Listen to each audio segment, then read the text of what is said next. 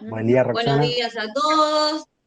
Esto es el taller transversal de los días viernes y hoy vamos a hablar en materia de derechos humanos, ya que vinimos haciendo todo un recorrido de distintos temas que van involucrando los derechos humanos. Hoy trajimos como invitada a Nadia, que es la presidenta de la Coordinadora Argentina por los Derechos Humanos. Nadia, ¿estás por ahí? A ver, porque vi que estaba ahí con un problema de conexión también. Sí, me cambié el celu porque la compu, no sé, Venía mala la compu, ¿no? no podía poner la cámara, se me tildaba. Sí, a Bueno, veces yo también estoy baja de conectividad. Bueno, Nadia, antes que nada nosotros queríamos preguntarte, así como para que entrar en tema un poquito, ¿cómo es que había surgido la CAD? Contanos un poco, si nos podías contar qué es la CAD y cómo surgió. Dale, de una. Bueno, gracias a todos. Hola, buen día a todas, a todos. Bueno, la CAD surge en el 2017. Nosotras y nosotros somos todas abogados y abogadas que éramos parte, o somos parte también, pero bueno, de Barrios de Pie en ese momento. Y en el 2017, al calor de la represión que el macrismo hizo a los jubilados y a las jubiladas en diciembre, creamos la CAD. En concreto, ese hecho nos aglutinó a nosotros desde que estábamos organizadas desde Barrios de Pie o en los distintos frentes de Barrios de Pie, a unirnos como abogados pensando, bueno, qué podemos hacer en concreto en un contexto en donde la mano dura y la represión, ¿no? Si recuerdan, Macri había puesto a Patricia Bullrich al mando de todo lo que es la seguridad del país, y lo primero que hace Patricia Bullrich es imponer desde el Estado la doctrina Chocobar, hacer todas cuestiones de represión y mano dura, habilitó armas Taser, que son armas que están prohibidas en un montón de lugares del mundo por el daño que generan. Bueno, había como desde el Estado un aval fuerte para avanzar sobre los derechos humanos de todos nosotros, los ciudadanos y las ciudadanas, así que en ese contexto nos juntamos y empezamos a trabajar los abogados y las abogadas en pensar cómo podíamos usar la herramienta del derecho, ¿no? La profesión que teníamos para defender los derechos humanos. Así más que nada nacimos, en concreto gracias al macrismo, pero bueno, en una situación que era bastante chota porque, bueno, nos volvíamos a encontrar con una política de Estado represiva avalada desde el discurso del propio presidente y la propia ministra. Claro, y ahí ustedes, o sea, se organizaron y cuál fue la propuesta, o sea... Ahí, bueno, nos organizamos y lo primero que hicimos fueron correspondientes denuncias al accionar policial ese día. Bueno, hubo diputadas, diputados que fueron agredidos, no solamente ciudadanos y ciudadanas, detenidos, muchos compañeros que le apuntó la policía en los ojos y tuvieron, bueno, violencia ocular, le decimos un problema específico, o sea, la policía sabe tirar tiros, ¿no? Y fue directamente a la cara de todos los que estaban protestando en la plaza y todas las que estábamos ahí. En concreto empezamos así, empezamos juntándonos y armando cuestiones mucho más desde los tribunales, denuncias. Hicimos, bueno, en principio la denuncia al hecho en concreto de la represión y a las lesiones que un montón de personas sufrieron ese día. Luego armamos un amparo para que se declare inconstitucional la aplicación de las armas Taser, que eran las que había habilitado Bullrich, y toda la doctrina Chocobar. Entonces le metimos 2 amparos a Bullrich para que, bueno, lo que era el protocolo de armas se declare inconstitucional. Eso, bueno, cuando asumió Alberto, lo primero que hizo Sabina, la nueva ministra de Seguridad, fue eliminar todos estos protocolos que Bullrich había puesto. Así que empezamos así, empezamos como organizando con distintas causas, bien desde los tribunales, por así decirlo, pero bastante vinculados a los reclamos que en la calle se le daban al macrismo. Buen día, ¿cómo va, Nadia? Con respecto a los proyectos que actualmente están como gestionando y esas cosas, queríamos saber si nos podías contar como en qué línea iban, o con qué Dale. política o con qué ley se relacionaban.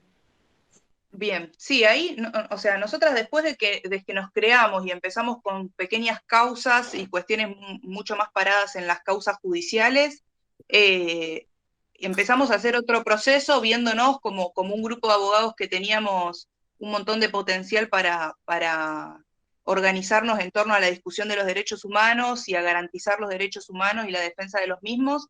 Entonces empezamos a pensarnos como organización. Y ahí, bueno, muchas veníamos de tener alguna experiencia en el CAREF, en el CELS, en otras organizaciones de derechos humanos, que por ahí son organizaciones que tienen muchísimos años, que tienen una lucha histórica y que han hecho también una lucha muy fuerte en el momento de la dictadura militar, entonces tienen esa impronta, ¿no? De esa defensa de los derechos humanos desde ese lado. Nosotras por ahí, siendo una generación, no sé, yo nací en el 89, una generación que ya nace en democracia, nos veíamos distintas, nos veíamos distintos para poder laburar nosotros desde otra arista, y sobre todo con el laburo que nosotras tenemos muy pegado a los sectores populares y a los barrios humildes de nuestro país. Entonces, ahí dijimos, bueno, vamos a una discusión de los derechos humanos, pero bien pegado a los que llamamos derechos económicos, sociales, culturales y ambientales, y ahí incorporamos también nosotros todo lo que es la cuestión de género y de la diversidad. Estos derechos que se le llaman DESCA están muy vinculados al sufrimiento de los sectores populares, porque ahí es donde se garantiza la vivienda, el trabajo digno, la salud, que sabemos que son derechos humanos que los que menos tienen más sufren, y que claramente hacia ese lado queríamos apuntar un poco el trabajo nuestro. Por eso continuamos armando amparos por la cuestión de situación de calle en la capital federal. Metimos 2 amparos con esa situación que siguen vigentes ahora y siguen teniendo movimientos, porque claramente el gobierno de la Ciudad de Buenos Aires, de Larreta, tiene una política de invisibilización de la pobreza y de invisibilización de las personas en situación de calle. Buscan dibujar el número en un censo que se hace todos los años para ver qué cantidad de gente hay en situación de calle, y por lo tanto pensar políticas públicas para poder erradicar la problemática de la situación de calle. Y bueno, no, en concreto seguimos con eso, y después empezamos a ver que lo que teníamos que hacer, por ahí yendo un poco, si se quiere, a las propuestas, que fue lo que empezamos a trabajar fuerte todo el año pasado, en el marco de la pandemia, nosotras y nosotros discutiendo justamente, ¿no?, con Barrios de Pie, decíamos, bueno, nuestro trabajo en tribunales, el 20 de marzo decretó una feria extraordinaria, esos privilegios que solo pueden tener la gente del Poder Judicial, una feria extraordinaria con un goce de sueldo del mismo monto, que todos tienen un sueldo bastante elevadito los que trabajan en el Poder Judicial. Hasta agosto no hicieron nada, y después empezó muy progresivamente la justicia a intentar moverse de forma virtual. Entonces,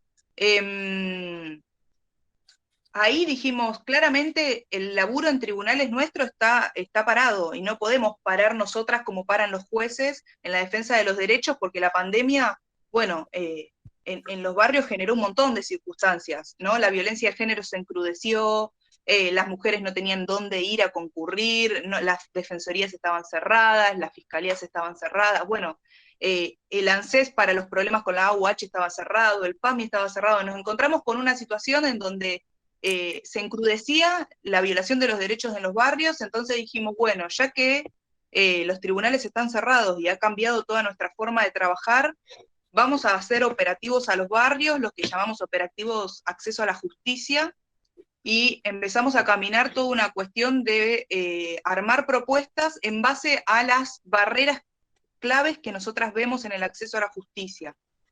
Hay un montón de barreras que es un poco teórico, pero bueno, se los tiro así medio rápido.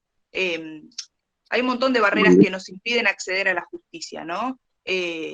por ejemplo, la barrera que se llama material, que tiene que ver con lo económico, por ejemplo, poder pagarle a un abogado para que intervenga en alguna causa. A eso se le suma que los patrocinios gratuitos ya normalmente sin pandemia estaban colapsados. En pandemia es peor porque el trabajo es remoto y eso es peor. Y también la cuestión geográfica, ¿no? Como muchas veces en el barrio en el que estamos no hay nada, ni un lugar donde denunciar, ni un lugar donde ir, ni un lugar donde nos atiendan, ni hablar en el interior del país. No sé si alguna o alguno estuvo participando del Congreso de Promotoras que se hizo el sábado. Yo estuve en la Comisión de Reforma de la Justicia donde eso se debatió. Hay lugares en el interior del país que tenés que recorrer 100 kilómetros para poder ir a una comisaría o para poder ir a algún lugar que te atiendan. Entonces empezamos a abordar estas barreras. También está la barrera más desde sustancial, se le llama, que es, bueno, cómo los jueces efectivizan estos derechos que se vulneran, que también deja bastante que desear. No sé, tiro un ejemplo que por ahí todos conocen, el caso de Úrsula, un femicidio que fue en febrero, si no me equivoco. La piba muy joven ya había hecho entre 14 o 18 denuncias, el femicidio no se previno, no pasó nada, la piba terminó muerta igual. Ese es como un claro ejemplo de esta barrera sustancial donde los jueces están completamente lejos del pueblo, de nosotros, de la gente común. Y también está una barrera que es más cultural, que tiene que ver con el conocimiento de nuestros derechos, el conocimiento cómo ejercer nuestros derechos y cómo, cuando están vulnerados, cómo accionar. Que ahí, por ejemplo, una de las propuestas que nosotras fuimos trabajando, que se lo acercamos a varios espacios del Poder Ejecutivo, tiene que ver con las promotoras y los promotores y cómo debe haber desde los barrios y las organizaciones populares un incentivo hacia eso, porque claramente la justicia, o el Poder Judicial en realidad, ¿no? Porque el Poder Judicial y justicia son dos cosas distintas, aunque en el vocabulario se mezclen.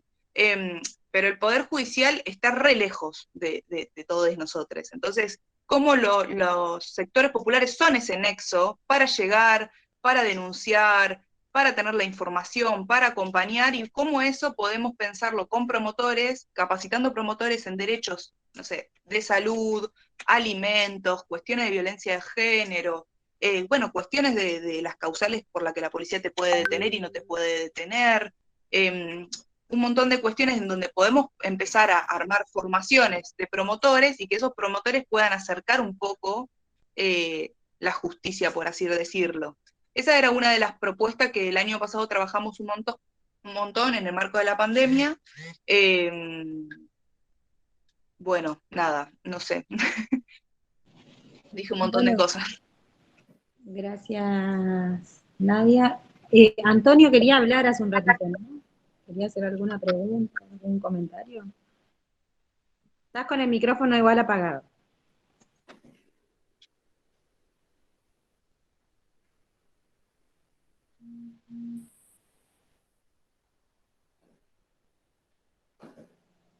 A Te ver. fuiste, Tony. Yo no lo veo. Se perdió la conexión, tal vez, ¿no? No, lo estaba mirando justo en la pantalla y se ve que salió a hacer otra cosa. No se dio cuenta que estábamos pasando la palabra, pero bueno, ya volverá.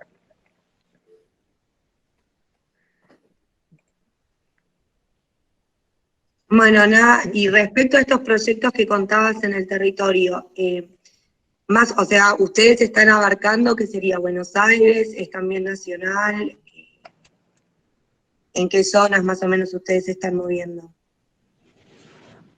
En concreto, el trabajo que hacemos lo hacemos en el AMBA.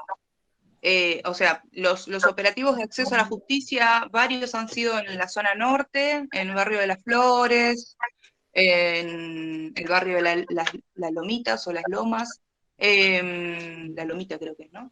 Hemos hecho en San Martín, en Matanza, Virrey del Pino.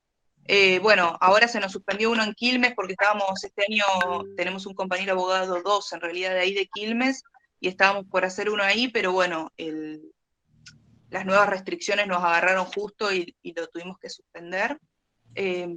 Y en Capital Federal también hemos hecho en varios barrios de Capital.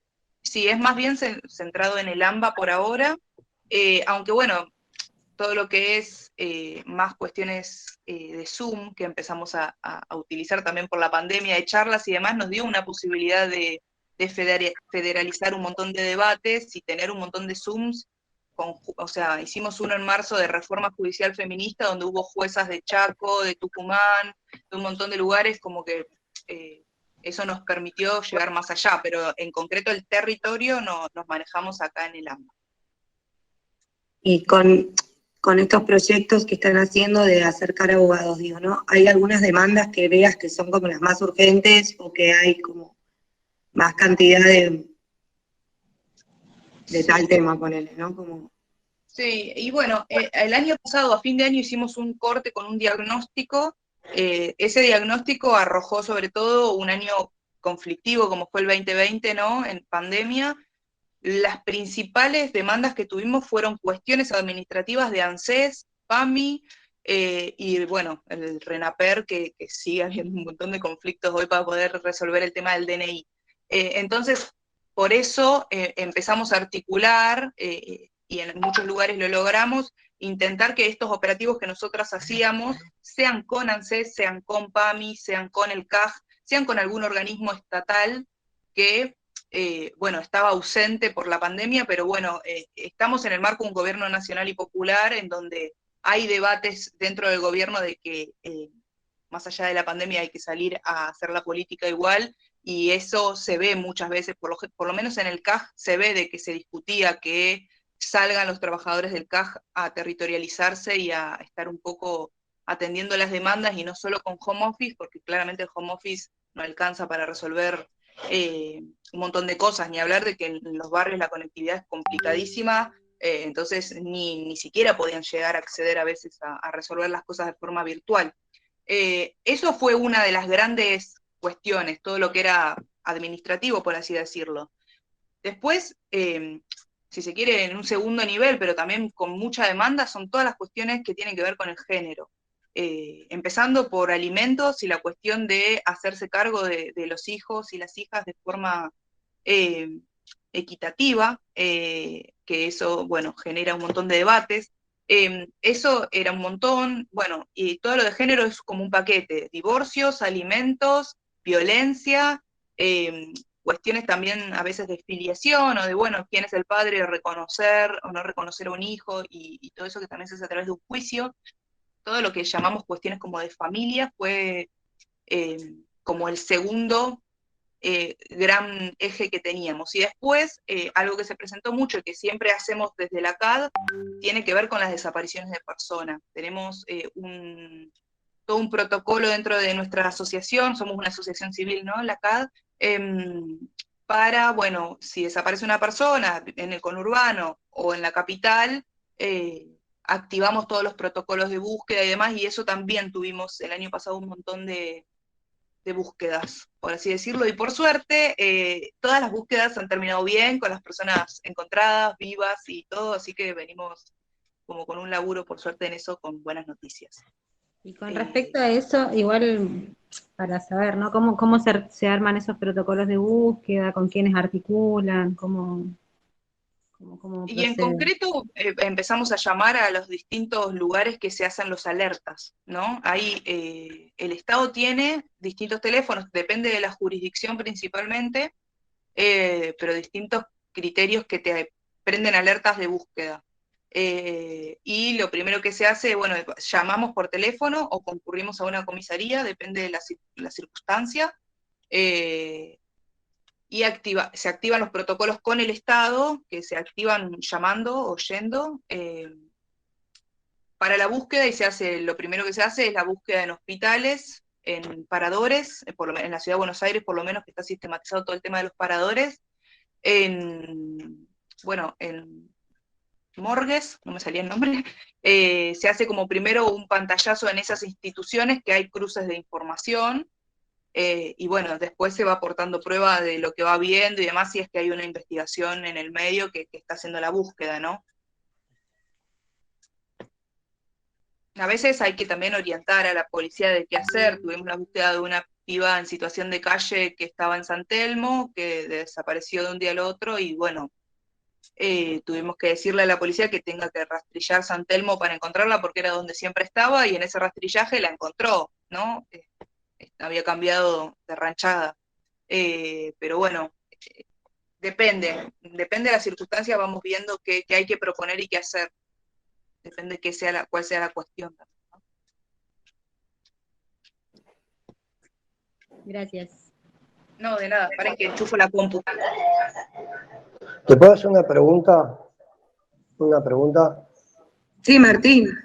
Hola, porque yo pienso, esa demanda que vos estaba diciendo del tema del PAMI y del, ¿cómo se llama? Hay otras cosas que, bueno, yo también, eso comenzó en el tiempo que estaba Macri, ¿no? Porque yo tengo un hijo discapacitado, Brian, y yo comencé a hacer una demanda por el tema de que mi hijo cumplió 18 años, mi hijo no ve, no habla, no camina, y la tutora es mi señora.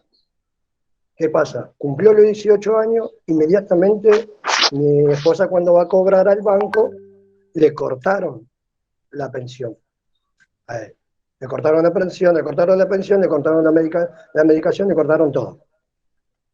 ¿Qué hago yo? Yo comienzo a comenzar a buscar para que me den alguna explicación de por qué a él le habían cortado la pensión y por qué profe le cortó la medicación también, porque si a profe no le depositan el dinero, profe no me deposita a mí los pañales, no me deposita a mí los medicamentos, que si mi hijo no toma los medicamentos un día, a él comienza a agarrarle los ataques de epilepsia, que se me puede morir.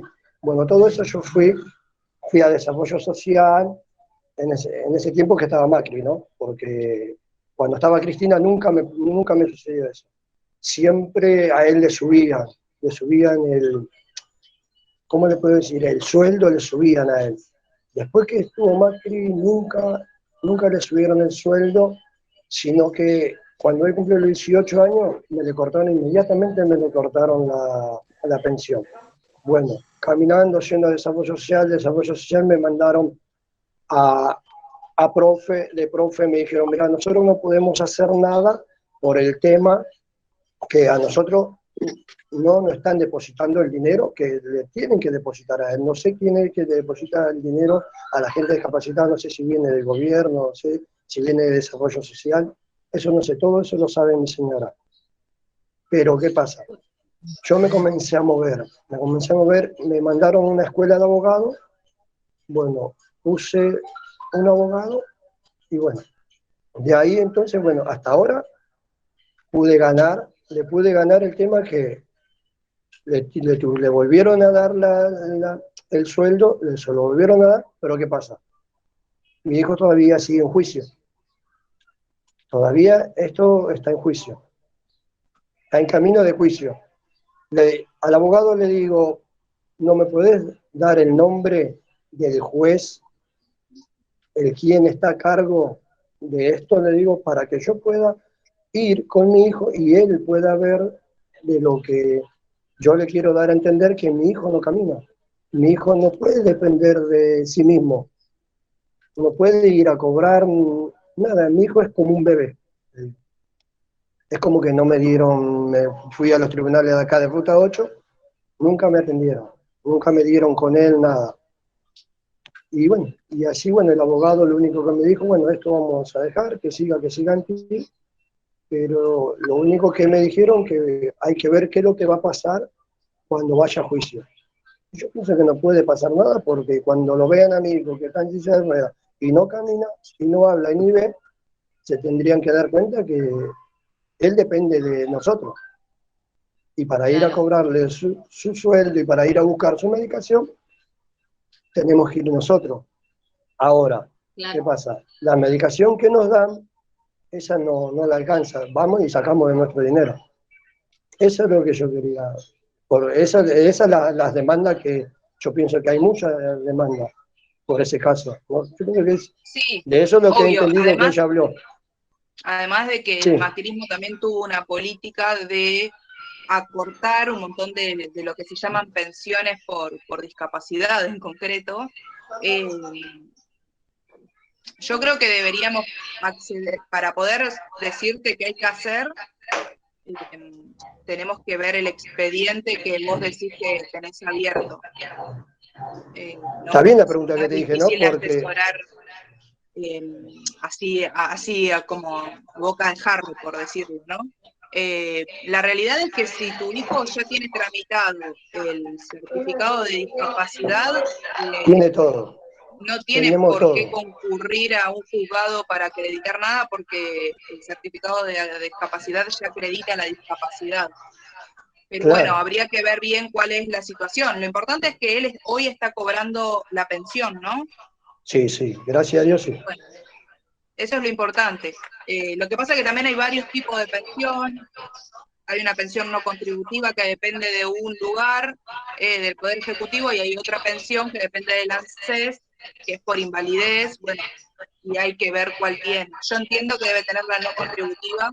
Sí, él tiene esa, Claro. él tiene esa. Que bueno, la no contributiva, viste, tiene algunos niveles de precarización bastante fuertes para reclamar, viste, no es como la de ANSES, que por ahí a veces es un poco más ordenada para poder reclamar y demás. Pero bueno, nosotras... Está bien la pregunta que te hice, ¿no? escuchamos, Porque Sí. sí, Perdón, voy a intervenir más que nada porque se está escuchando con retorno. Les voy a pedir si pueden apagar el micrófono, porque se escucha el fondo, ¿vieron? Y lo que dice el compañero está buenísimo, para que también sepan de esto que ustedes arman, Nadia, que es de los dos para todos. Le voy a pedir al compañero que Compa, puede apagar el micrófono. apagar el micrófono. Ahí está, todos con los micrófonos apagados, perfecto. Muy bien. bueno, sí, ahí si quieren les puedo contar lo de lo que llamamos Abogados para Todes, que Claro. es una herramienta que la llevamos y la lanzamos cuando nos territorializamos el año pasado en los operativos de acceso a la justicia. Abogados para Todes es un espacio de abogados y abogadas que cuando levantamos consultas que ameritan una intervención judicial, bueno, los tomamos y bueno, con un presupuesto popular para intentar que sea accesible para todos. La realidad es que para los abogados es costoso el hecho de poder presentarse en un juicio, porque hay un montón de impuestos que se abonan, y bueno, el monto de lo que es la matrícula, un montón de cuestiones que para poder presentarte en un juicio es un costo. Por eso lo que hacemos es intentar buscar un precio popular. Hay una ley de honorarios que marca cuáles los precios, y que por eso siempre los abogados son bastante caros, y darle un curso a la situación de los juicios que haya que intervenir con un abogado, intentando que sea accesible para los sectores populares. Entonces, en ese espacio, si querés, no sé cómo llama compañero, porque dice Lara, le voy a decir Lara. Martín, me llamo Martín Ramírez. Bueno, si querés, Martín, como así le abro el espacio para todos los compañeros, en ese momento con Diana charlábamos el hecho de hacer capacitaciones en derechos humanos y demás. Por ahí pensamos estaría bueno hacer un operativo en el polo, para que si los compañeros y las compañeras que están trabajando ahí tienen algún problema legal, podamos también nosotros intervenir en el acceso a la justicia como lo hacemos en los barrios. La realidad es que no lo pudimos hacer por la pandemia, porque nos estamos viendo por Zoom. Pero abro ese espacio, lo dejo a disposición para que por ahí lo charlen con Dai o con quien quieran, que les pase algún teléfono nuestro y que podamos coordinarlo. Si tienen consultas jurídicas o administrativas o cuestiones de derecho, si quieren pueden contactarnos, y en vez de hacer un operativo como lo pensábamos, porque esto cada vez se pone peor, la pandemia cada vez en vez de mejorar, ¿no? se va restringiendo un poco más. Por ahí podemos pensar alguna cuestión más virtual y atenderlo de forma virtual, e intentar dar una mano con las cuestiones de acceso a la justicia que vayan teniendo en particular ustedes. Buenos días a todos. Sería buenísimo. ¿Cómo Genial. andan? Hola, Rumi, ¿cómo estás? Bien. Bueno, primero nada, buenos días a todos nuevamente. Muy interesante todo lo que Nadia está comentando. Está buenísimo también esta propuesta para atender consultas de los compañeros en el polo. Lo vamos a organizar sin dudas porque me parece que es muy necesario y que estaría bueno que cada compa pueda hacer su consulta personal porque entiendo que hay como un montón de inquietudes al respecto. Pero si me permiten, me gustaría retomar un poco un par de temas del comienzo que me parece que son súper interesantes y que también van a dar pie a lo que se viene ya en breve, que es nada menos que el secretario de Derechos Humanos, ¿no? Me gustaría, Nadia, si podés comentarnos un poquito más quizá estas diferencias sustanciales que vos mencionabas en un comienzo en relación a los gobiernos, ¿no? Es decir, cuáles son en materia de derechos humanos las principales y más grandes diferencias que encontrás entre un gobierno de derecha, como fue, por ejemplo, el macrismo, está muy ligado a la historia de la dictadura, y entre los gobiernos nacionales y populares, que es, por ejemplo, el que tenemos ahora, y el que fue en un comienzo, por ejemplo, el de Néstor Kirchner.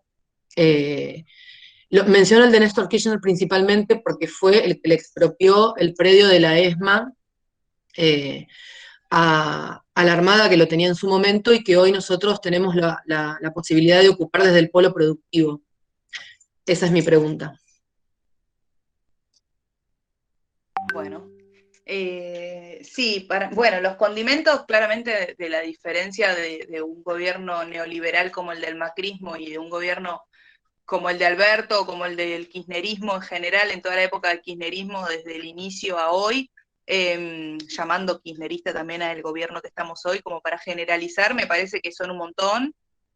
Hay cuestiones que tienen que ver con economía e intereses económicos, pero especificando en derechos humanos, me parece que, bueno, el gobierno de Néstor hizo como una revalorización muy fuerte de los derechos humanos que venían de una cuestión medio estancada, ¿no? La discusión me parece que por ahí de derechos humanos que tuvimos durante el gobierno de Alfonsín fue una. El gobierno de Menem lo dejó en una meseta porque claramente hizo acuerdos con la cúpula militar y con las cuestiones de los intereses económicos que atravesaron en el medio el gobierno militar también.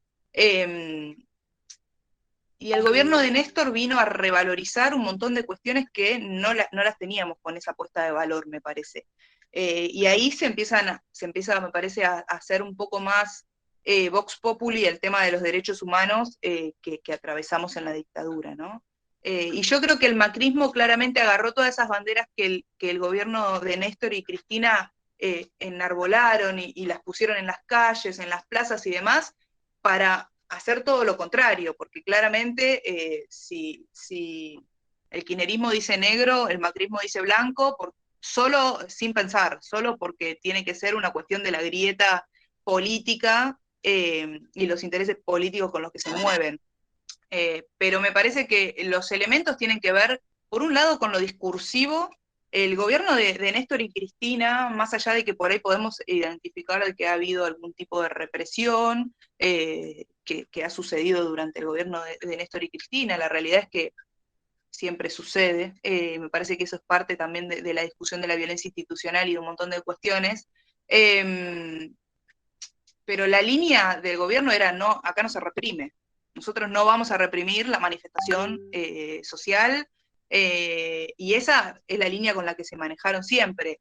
El gobierno del macrismo, todo lo contrario, al toque te sacaba la policía con todos los cascos, con los tanques, con todo, porque acá sí se reprime. Me parece que el momento de la votación de los jubilados y las jubiladas de la reforma de la jubilación fue clara, porque lo primero que hicieron, acá se vota, sacamos los tanques, bala de goma a los ojos, a reprimir, tal así que la misma sesión se tuvo que suspender por la masacre que estaba sucediendo afuera, ¿no? Además de institucionalizar y darle un valor a la fuerza de seguridad, que es un límite bastante peligroso, ¿no? es bastante peligroso porque le dieron un poder, ¿no? La llamada doctrina Chocobar tiene que ver con eso, con que el policía puede disparar por la espalda a un tipo que se supone que tal vez está delinquiendo. Me parece que lo que fue también el caso de Santiago Maldonado muestra muy claramente cómo se maneja el gobierno del macrismo y todos esos gobiernos neoliberales, en donde lo que buscaron fue culpabilizar a la víctima, culpabilizar y generar un enemigo interno con lo supuesto, ¿no? Supuesta no, pero bueno, con poner el enemigo en los mapuches como desestabilizadores, y generaron toda una cuestión de que se lo estaban escondiendo y qué sé yo, y el pibe estaba muerto, y ellos sabían que estaba muerto porque apareció río arriba, ¿no? Algo que, no sé, la canción de Sara Eve lo dice, no sé si la conocen, pero bueno, los cuerpos no aparecen río arriba. Ni se suicida la gente en la comisaría, eso no suele suceder. Realmente es algo que tiene que ver con el poder indiscriminado de la policía y de las fuerzas de seguridad. Y ahí por ahí un poco me voy un poco a otro tema, que fue lo que estuvimos trabajando mucho más fuerte este año, que tiene que ver con una reforma judicial.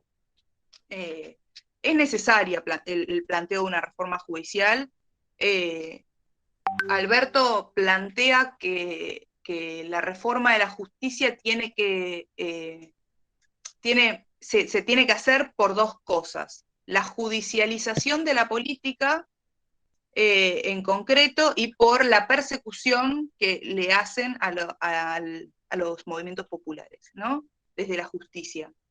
Y ahí el planteo que nosotras hacemos desde la CAD, en conjunto con Barrios de Pie también, es que no solo tenemos que discutir lo que pasa en lo que se llama la justicia federal, que en concreto es lo que pasa en los tribunales de Comodoro Pi, en Retiro, que es una justicia que solo interviene en cuestiones federales, que son las cuestiones de narcotráfico, de trata de personas, de corrupción. Son causas que no nos afectan a casi a ninguno de nosotros, salvo en lo que te pueda afectar más, pero de forma personal no nos afecta.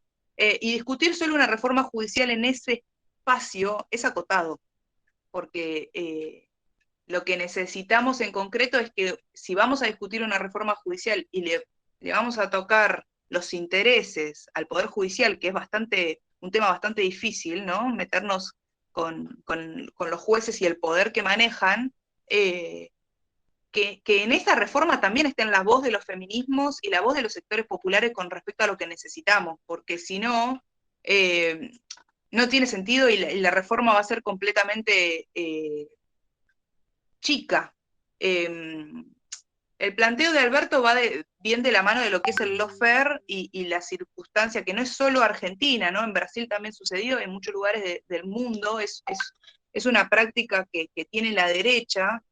No sé si conocen lo que es el lawfare. El lawfare es Explícanos un poquito. La persecución, es un mecanismo de persecución que utiliza la derecha, que en una parte también viene a ser como una, si se quiere, una remasterización de violaciones de derechos humanos, ¿no? Es un mecanismo que la derecha utiliza en conjunto con los jueces y con los medios de comunicación para intervenir en los procesos políticos de los dirigentes populares. Para poner un ejemplo, en momentos en donde va a haber una votación importante, meten una denuncia contra, vamos a decir el más común en este país, contra Cristina por determinada cuestión de corrupción. Cuando entras al expediente, nada de lo que dicen los medios es verdad. No está la prueba que los medios dicen que hay, no sé, los supuestos bolsos de López que se tiraron por arriba de un paredón. Ese hecho no existe en la justicia, no es real. En cambio, todos creemos que es verdad, porque ahí está la cuestión de la justicia con los medios de comunicación que intervienen y se ganan en concreto la conciencia del pueblo. Y lo que importa no es lo que pasa en concreto en la justicia y en el expediente, sino lo que piensan todos, y es que, bueno, que Cristina es chorra, punto. Entonces, me parece que este tipo de persecución, que con Lula en Brasil fue muy claro, también lo vimos en el último fallo de la Corte Suprema respecto a las clases presenciales, ¿no?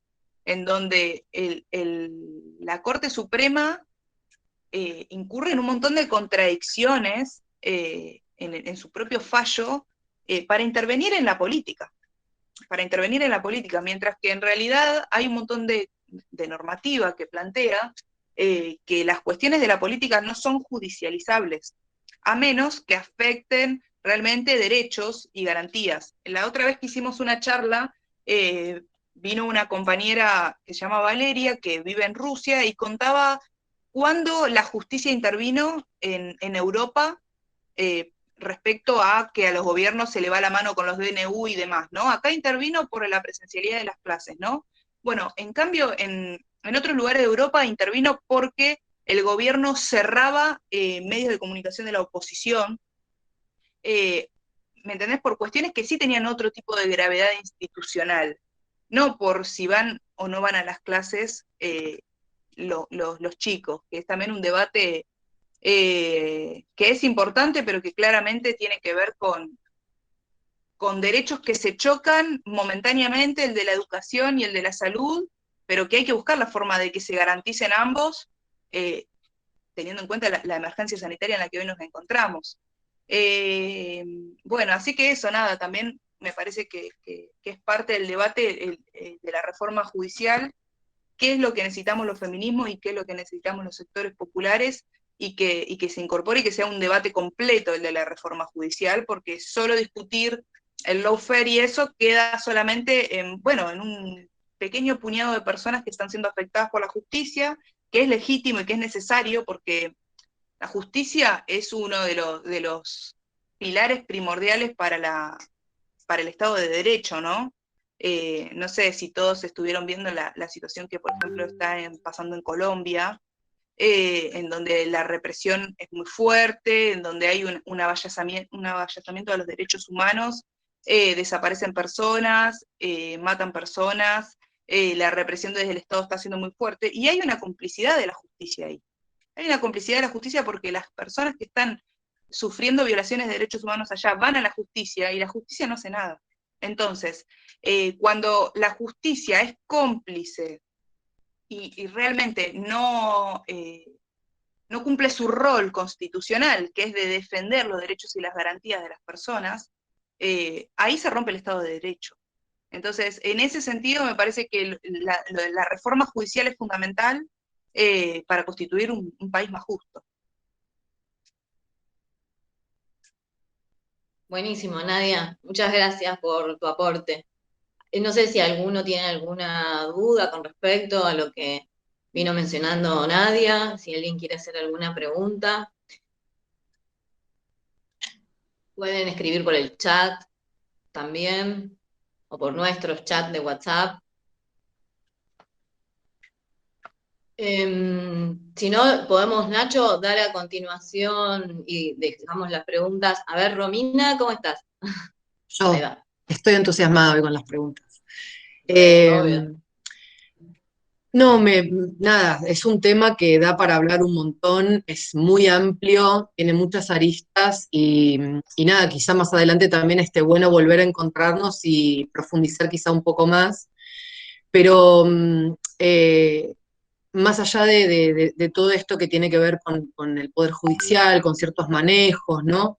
Eh, Así como una pregunta más global, y quizá ya como para ir cerrando un poco, me gustaría, Nadia, preguntarte, como en un aspecto más general de los derechos humanos, en función de todo esto que vos mencionabas también de los barrios populares, eh, en relación a la vivienda, en relación a la salud, en relación a la educación, no solamente a la justicia, digamos, ¿cómo vos ves en líneas generales la diferencia? Bueno, como que mencionaste un montón el tema de, por ejemplo, la doctrina Chocobar en relación a un gobierno de derecha, a cómo trataron el caso Maldonado y cómo iban identificando el enemigo en diferentes aspectos.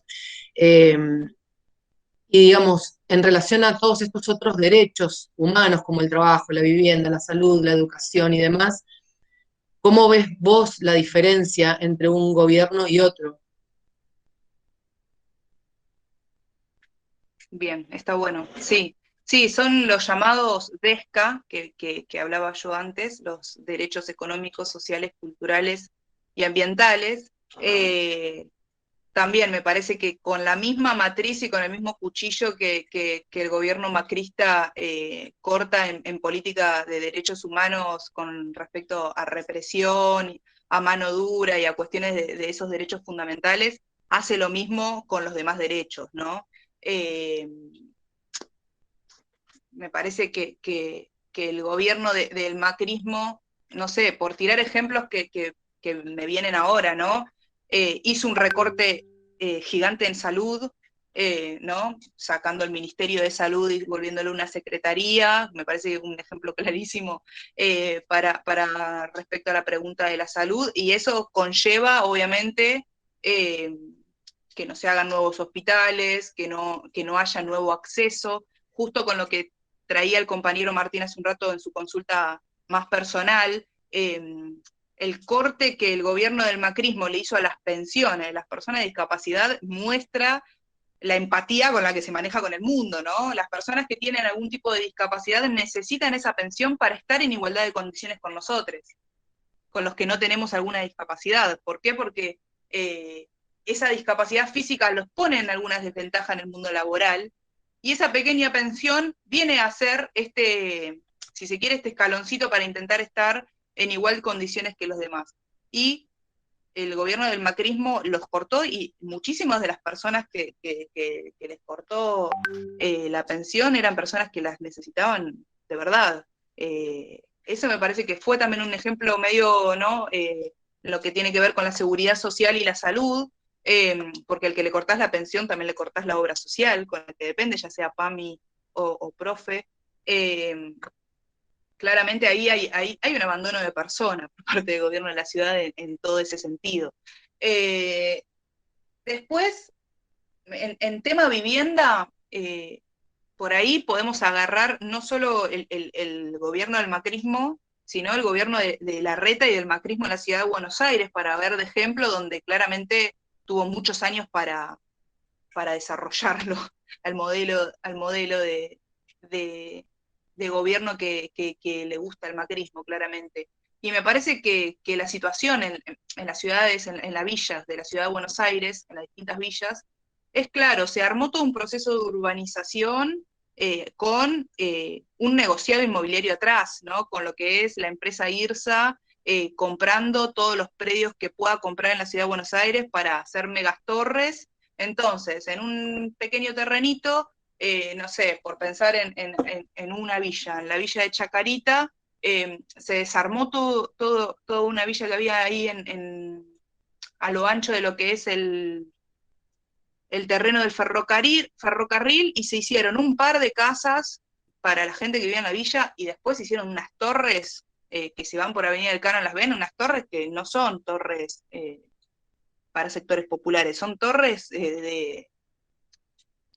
además de muy costosas, claramente para sectores que la pagaron, ¿no? Entonces me parece que el tema de la vivienda es clarísimo. El gobierno de la ciudad y el gobierno del macrismo buscó priorizar siempre su negocio inmobiliario, que es gran parte de lo que mueve la torta del macrismo.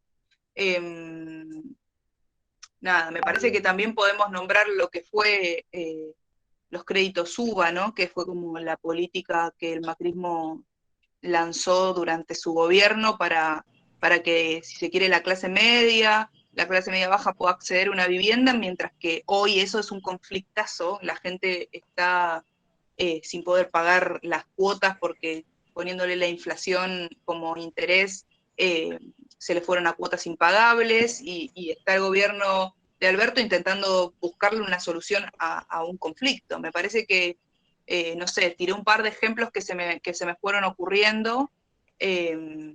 Lo de situación de calle también me parece muy claro cómo acciona el gobierno de la ciudad. Nosotras tenemos un amparo en donde tramita la situación del censo, hay un censo de situación de calle que se hace todos los años. El año pasado no se hizo por la pandemia. Ese censo se está haciendo sin cumplimiento de la ley. Se hace como quiere el gobierno de la ciudad y no respetando la ley que plantea cómo debe ser ese censo. Ese censo debe ser con la participación de organizaciones sociales, por ejemplo, y obviamente el gobierno de la ciudad no lo abre. Y en esa sentencia que ya la tenemos firme, de segunda instancia, el gobierno de la ciudad el 22 de abril contesta que no sabe cuándo va a ser el censo de calle, que lo está organizando. Y el 12 de mayo lo hizo. Entonces, del 22 de abril al 12 de mayo no sabías que ibas a hacer el censo de situación de calle. O sea, armó un censo en 5 días el gobierno de la ciudad, sin participación de las organizaciones sociales, las organizaciones que fueron parte de una pequeña primera mesa, sacaron un comunicado porque los dejaron afuera, porque claramente el gobierno de la ciudad quiere hacer un censo en una noche. Las organizaciones sociales hicimos nuestro propio censo, que dio más de 7.000 personas, mientras que el gobierno de la ciudad daba 1.400, y nos llevó una semana hacer el censo en situación de calle. No lo podés resolver en una noche, porque en una noche no encontrás a todas esas personas. Y otro de los debates que hicieron romper esta mesa de debate tiene que ver con el hecho de que todas las personas que están en los paradores, no tienen casa, están en un parador de situación de calle, que ahora en pandemia están abiertos todo el día, pero si no, es solo de noche. Esa gente no la quiere contar como situación de calle porque duermen en un techo que es el techo del parador. Entonces, bueno, claramente la vara con la que el gobierno del macrismo en general, de la reta también se maneja, es una vara de acotamiento de derechos y de privilegiar los intereses de ellos y los intereses económicos de ellos, ¿no? Bueno, eso. Gracias, Nadia. Ahora me gustaría también que te quedes, porque nosotros en la semana estuvimos haciendo con los chiques una actividad y les dimos unas preguntas para que contesten. No sé, Nacho, si estás por ahí, vos me podés ayudar, así replicamos Sí. estas preguntas. Ahí estamos con eso.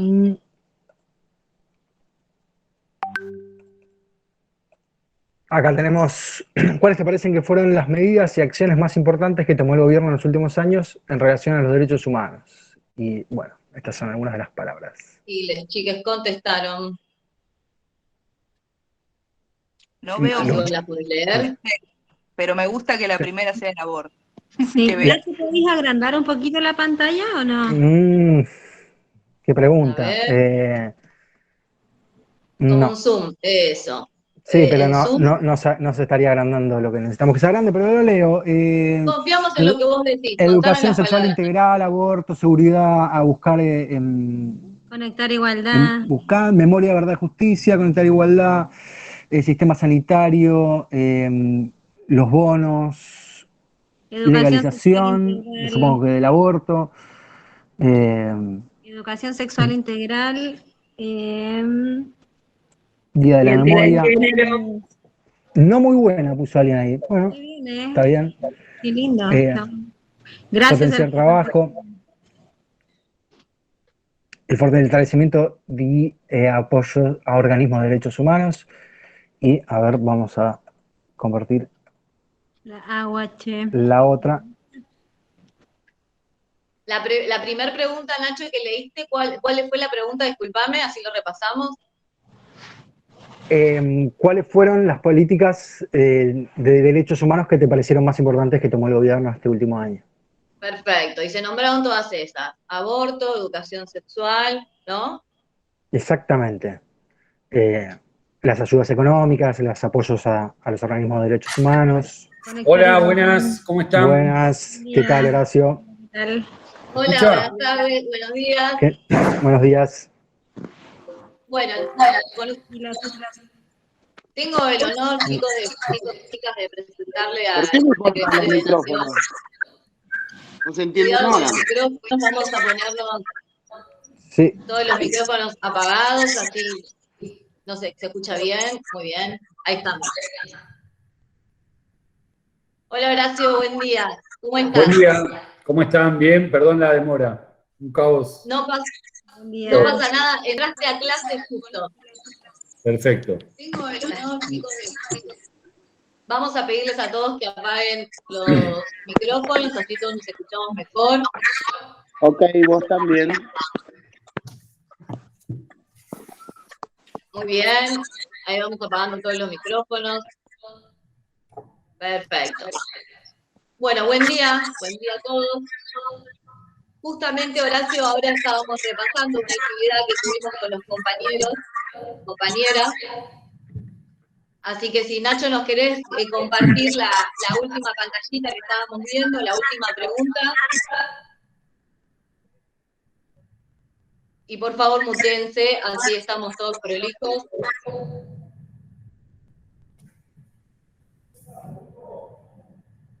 Ahí vamos. Ignacio, vos podés hablar conmigo si querés. Y si hablas vos, no va a poder hablar. A ver si podemos compartir esa pantalla.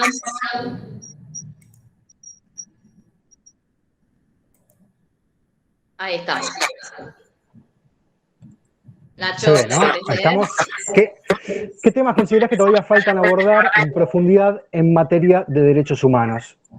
La primera, que bastante fuerte pisa, es el trabajo, cosa con la que trabajamos nosotros, la educación, bueno, nuestros ámbitos, vivienda, salud, conectividad, violencia de género, y quedó un séptimo ahí sin nombre.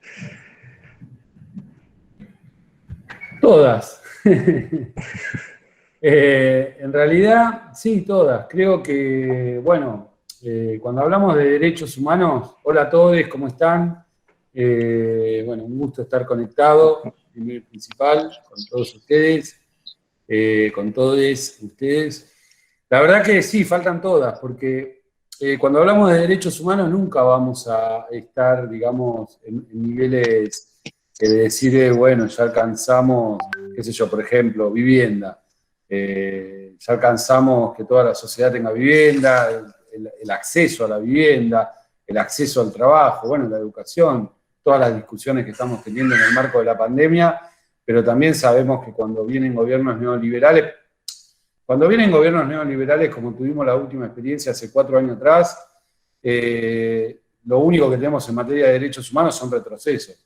Entonces, pensar la política de derechos humanos como algo consolidado es un error muy grande.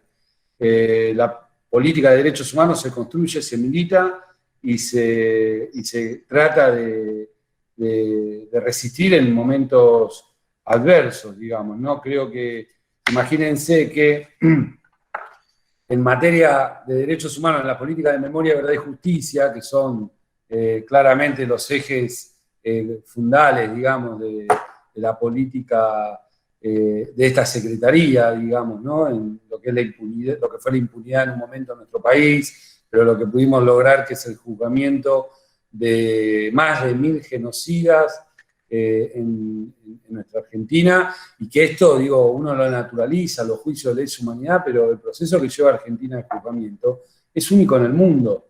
Ni siquiera la Alemania nazi, después de los juicios de Nuremberg, tuvieron un efecto de justicia donde, digamos, los damnificados fueron reparados.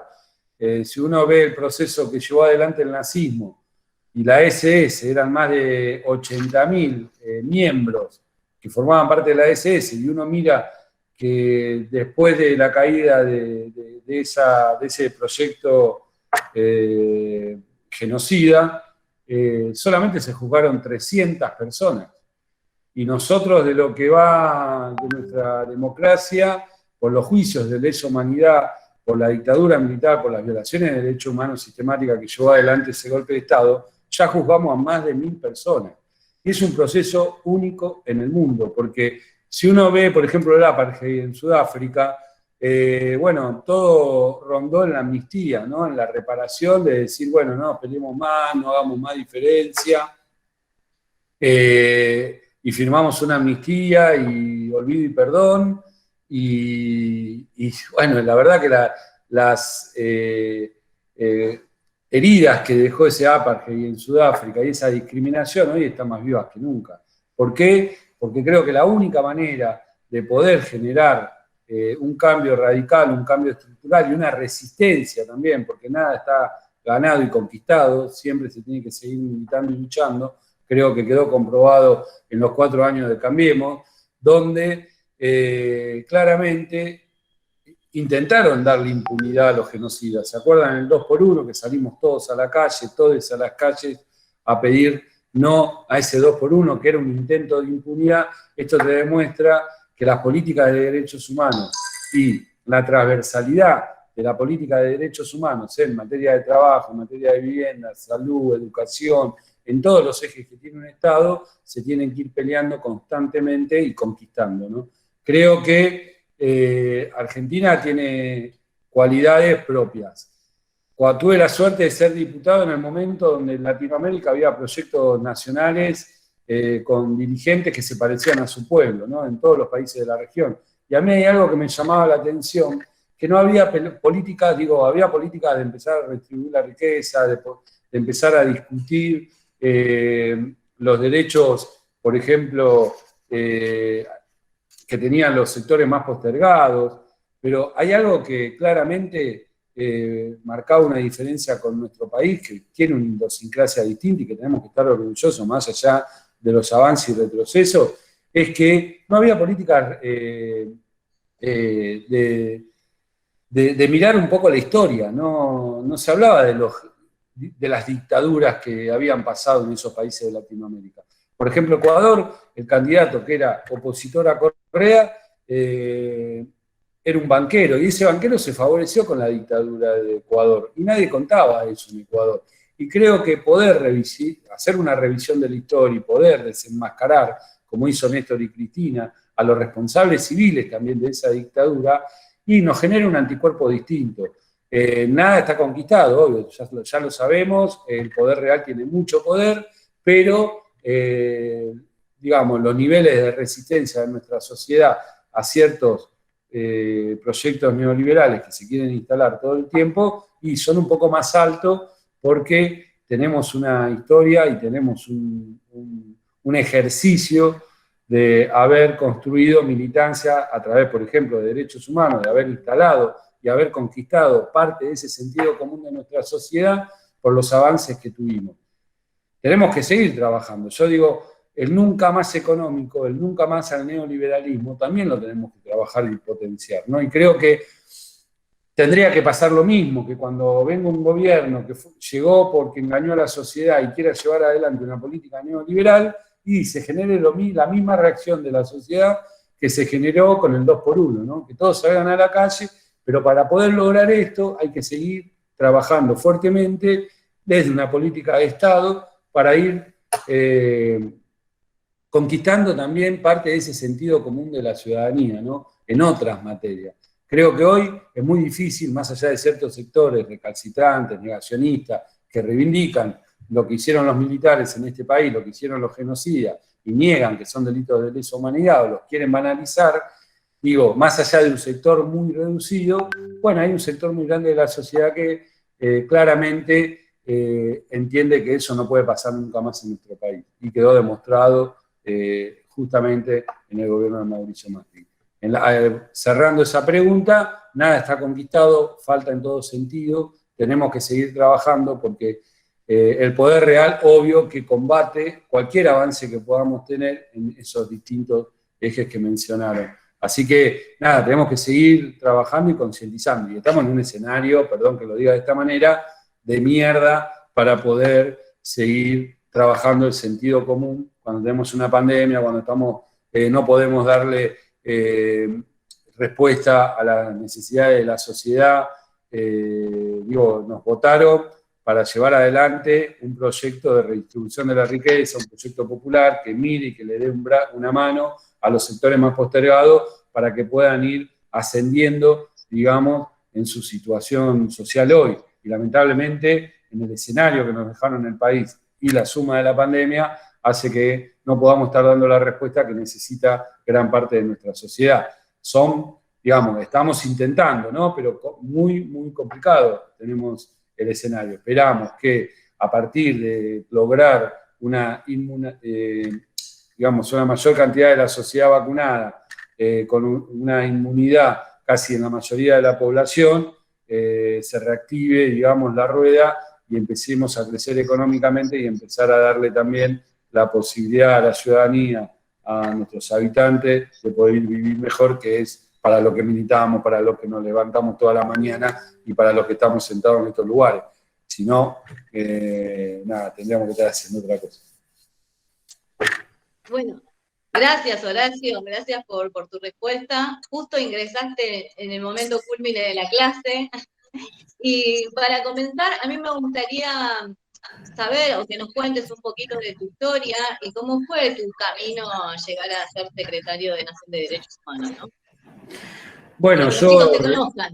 Sí, yo recuperé mi identidad en el año 2003, yo soy hijo de desaparecidos, fui criado por personas que tenían un vínculo con militares, yo tengo casi, bueno, digo, en ese momento, yo me crié acá en el sur de Capital, en un barrio que ahora está siendo tan nombrado, que es Lugano, me crié en Lugano y 2.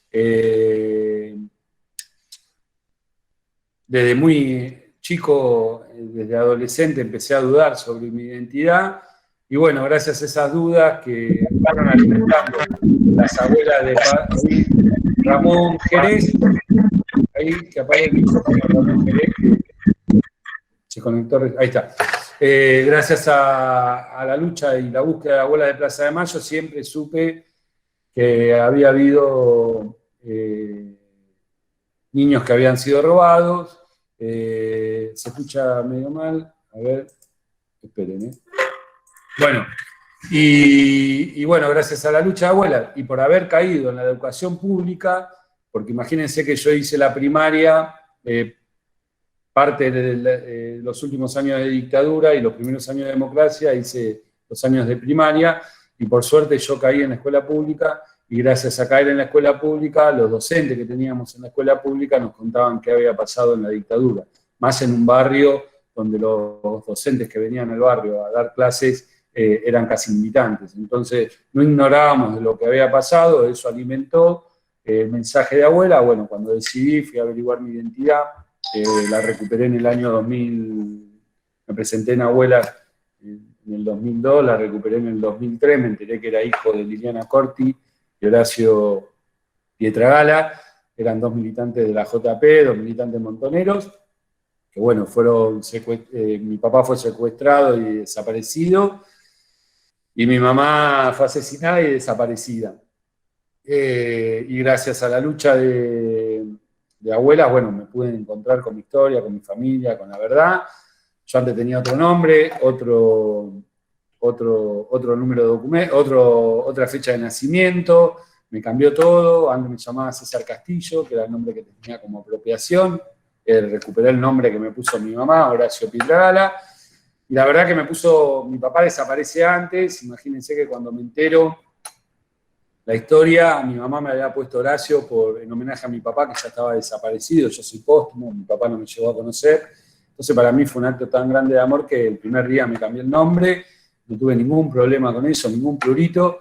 Y bueno, yo dudaba también porque físicamente soy muy distinto a las personas que me criaron, porque yo tengo casi 2 metros, entonces eso hacía que, sea bastante diferente a las personas que me criaron, que eran bastante petizas.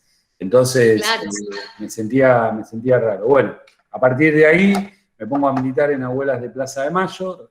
Digo, yo trabajaba en una empresa, estaba bien, pero la verdad que tenía la cabeza en la mano. Apenas recuperé mi identidad porque tuve que hacer el duelo casi de toda mi familia. Yo no conocí a mis abuelos y necesité estar cerca de las abuelas para poder ayudar a la búsqueda de los nietos. A partir de ahí me puse a militar en la institución. Después, bueno, después me sumé a militar con los compañeros de la Orga, en la Cámpora. Soy el secretario de Derechos Humanos también de la organización.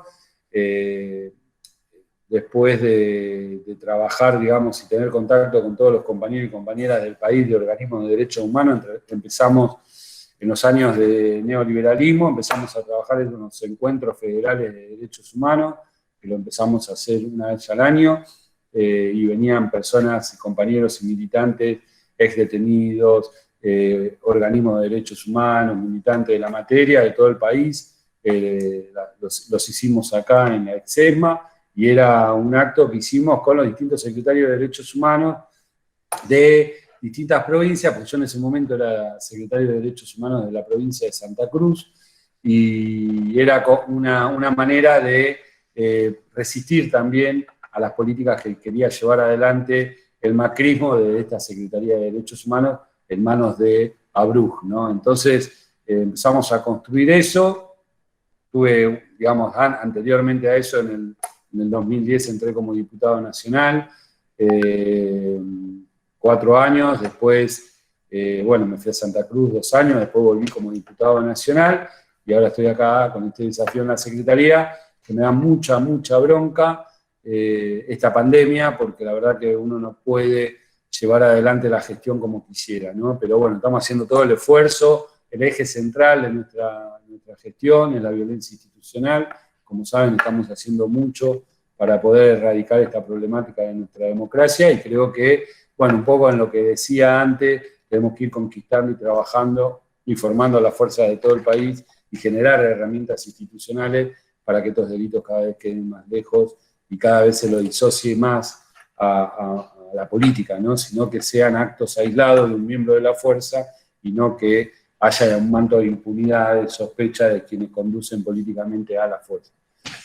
Horacio, y una pregunta en Sí. relación a la violencia institucional, pensando en que venimos de 4 años de bastante impunidad, de una política de Estado, como que hablaba mucho de la violencia institucional. Nada, preguntarte cómo se está pensando eso, cómo se está interviniendo, porque o sea, realmente es como una problemática, ¿no? Pensar en cómo se abordó la seguridad de la crimen y eso.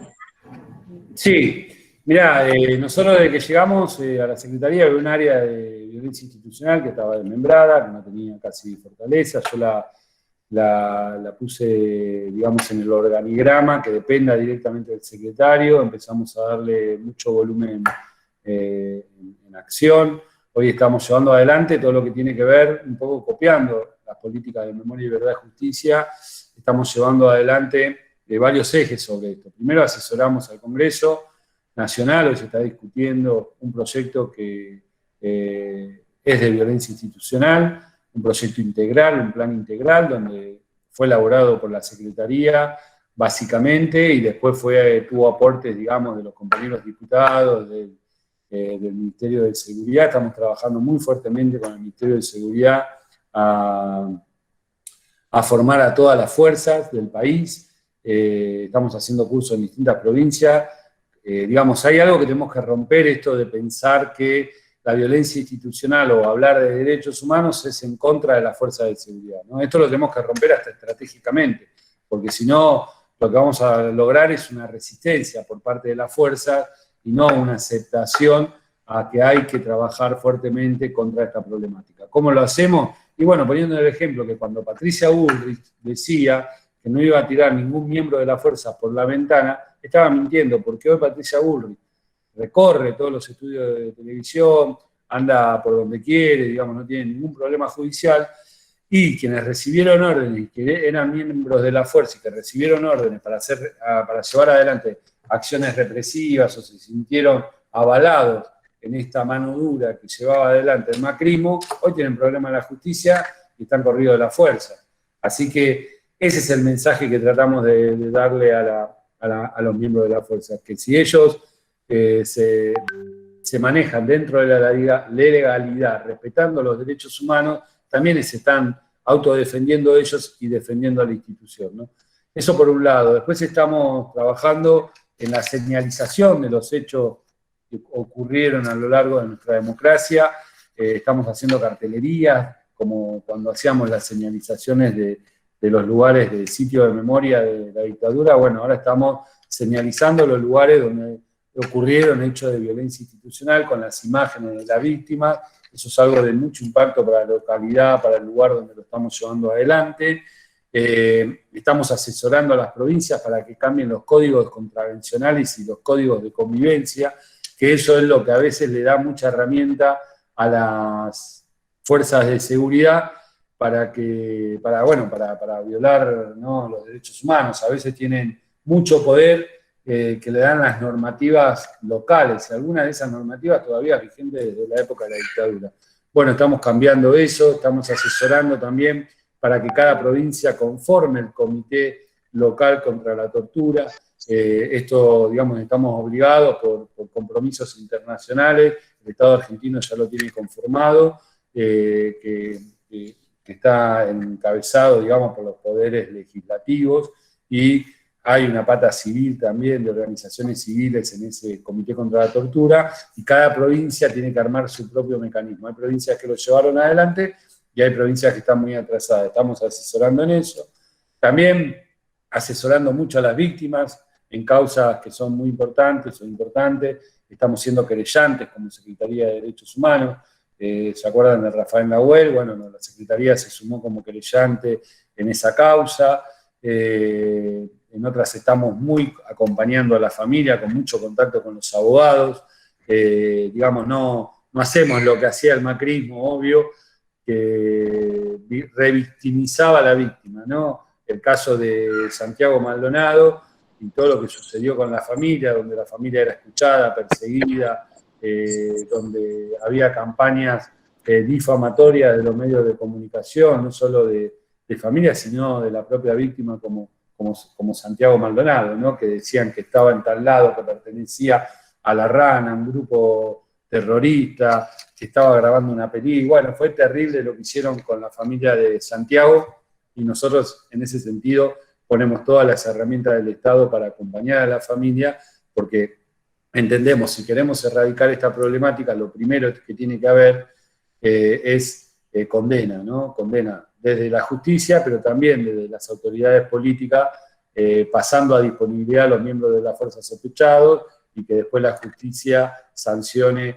y no haya impunidad. Ese es el primer órgano rector para erradicar esta problemática. Y después, bueno, todo lo que vamos llevando adelante. Armamos un call center, estamos recibiendo constantemente denuncias de violencia institucional a lo largo, a lo ancho del país, y actuamos ante esa denuncia con los abogados y con los distintos abogados también que hay en las distintas provincias. Hay abogados que tenemos en muchas provincias que son los que llevan adelante los juicios de lesa humanidad. La Secretaría es querellante en esos juicios. Bueno, esos abogados hoy también están tomando casos de violencia institucional, que antes eso no se hacía.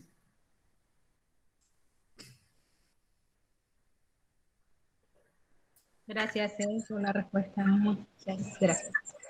De nada, Tania. Gracias, Horacio, por tu aporte. Sí, Le damos la palabra a Fernando. Horacio, me quedo pensando en esto de las normativas locales, porque me quedaba pensando en algo que antes habíamos hablado con Nadia, ¿no? Cómo las leyes, que es un poder legislativo, que termina definiendo leyes sobre lo que hacemos nosotros, cuando pasa a la área más ejecutiva, ahí es medio que se pierden las cosas, ¿no? Entonces de repente es eso, ¿no? Una pequeña normativa que le da poder a las fuerzas de seguridad para intervenir en el barrio, eso está escrito y permite que se haga. Hay una decisión política, porque si no está la decisión política, no se ejecutaría, digamos. Hay momentos donde la política dice, no le doy bola a esta ley y hago otra cosa.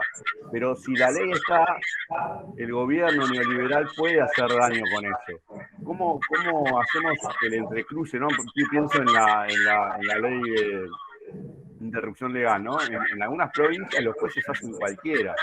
Y tiene que estar un poco esto que hablás vos de la militancia para poder hacer contra eso, ¿no? Me quedo pensando en la disyuntiva entre lo ejecutivo, hay una ley que te marca una cosa, y lo ejecutivo, y ahí aparece lo político para diferenciar lo que se puede hacer y lo que no. Y ahí me parece que de vuelta, la ley dice una cosa, y el que la quiere hacer cumplir, la hace cumplir, y el que no. ¿Cómo hacemos para modificar eso, para que la ley esté acorde a lo que tiene que ser, al sentido común?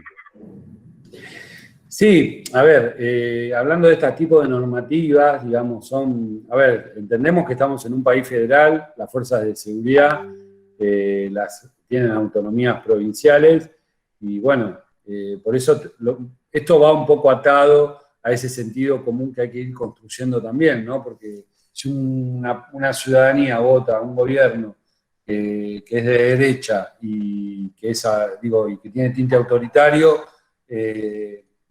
lamentablemente va a ser muy difícil poder trabajar con ese gobierno en erradicar o en pensar una política de derechos humanos. Por eso digo, el trabajo tiene que ir por varios ejes, ¿no? Por varios carriles.